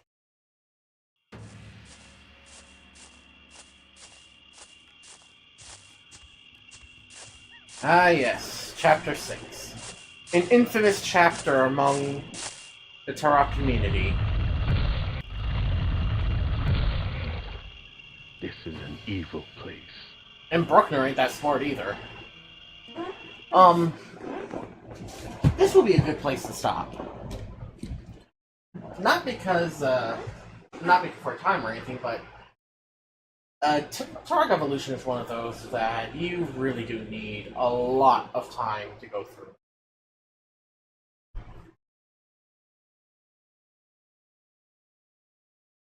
But, okay, so what do I think of this game so far? Well, it's bullshit like I remember, but is it as bad as it's made out to be? Honestly, so far it's still mediocre.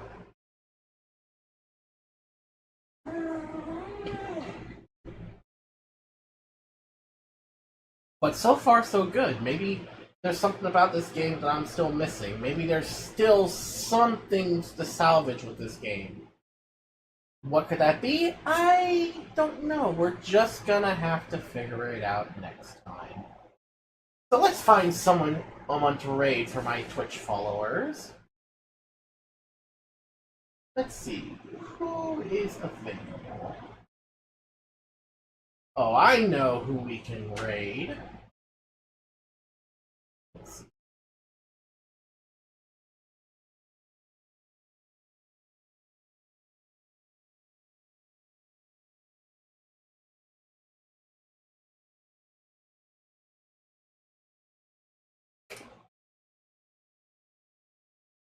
There we go. I'm gonna raid my friend Patrick. Now then. I will be playing this game again next week. So stay tuned, everyone. Tomorrow, I think I might take the day off, or I might do a stream to make up for not streaming on Tuesday. We're just gonna have to see. And Saturday is gonna be Diablo with Nubby. So, until next time, everyone, I am Turok, and I will see you all next time.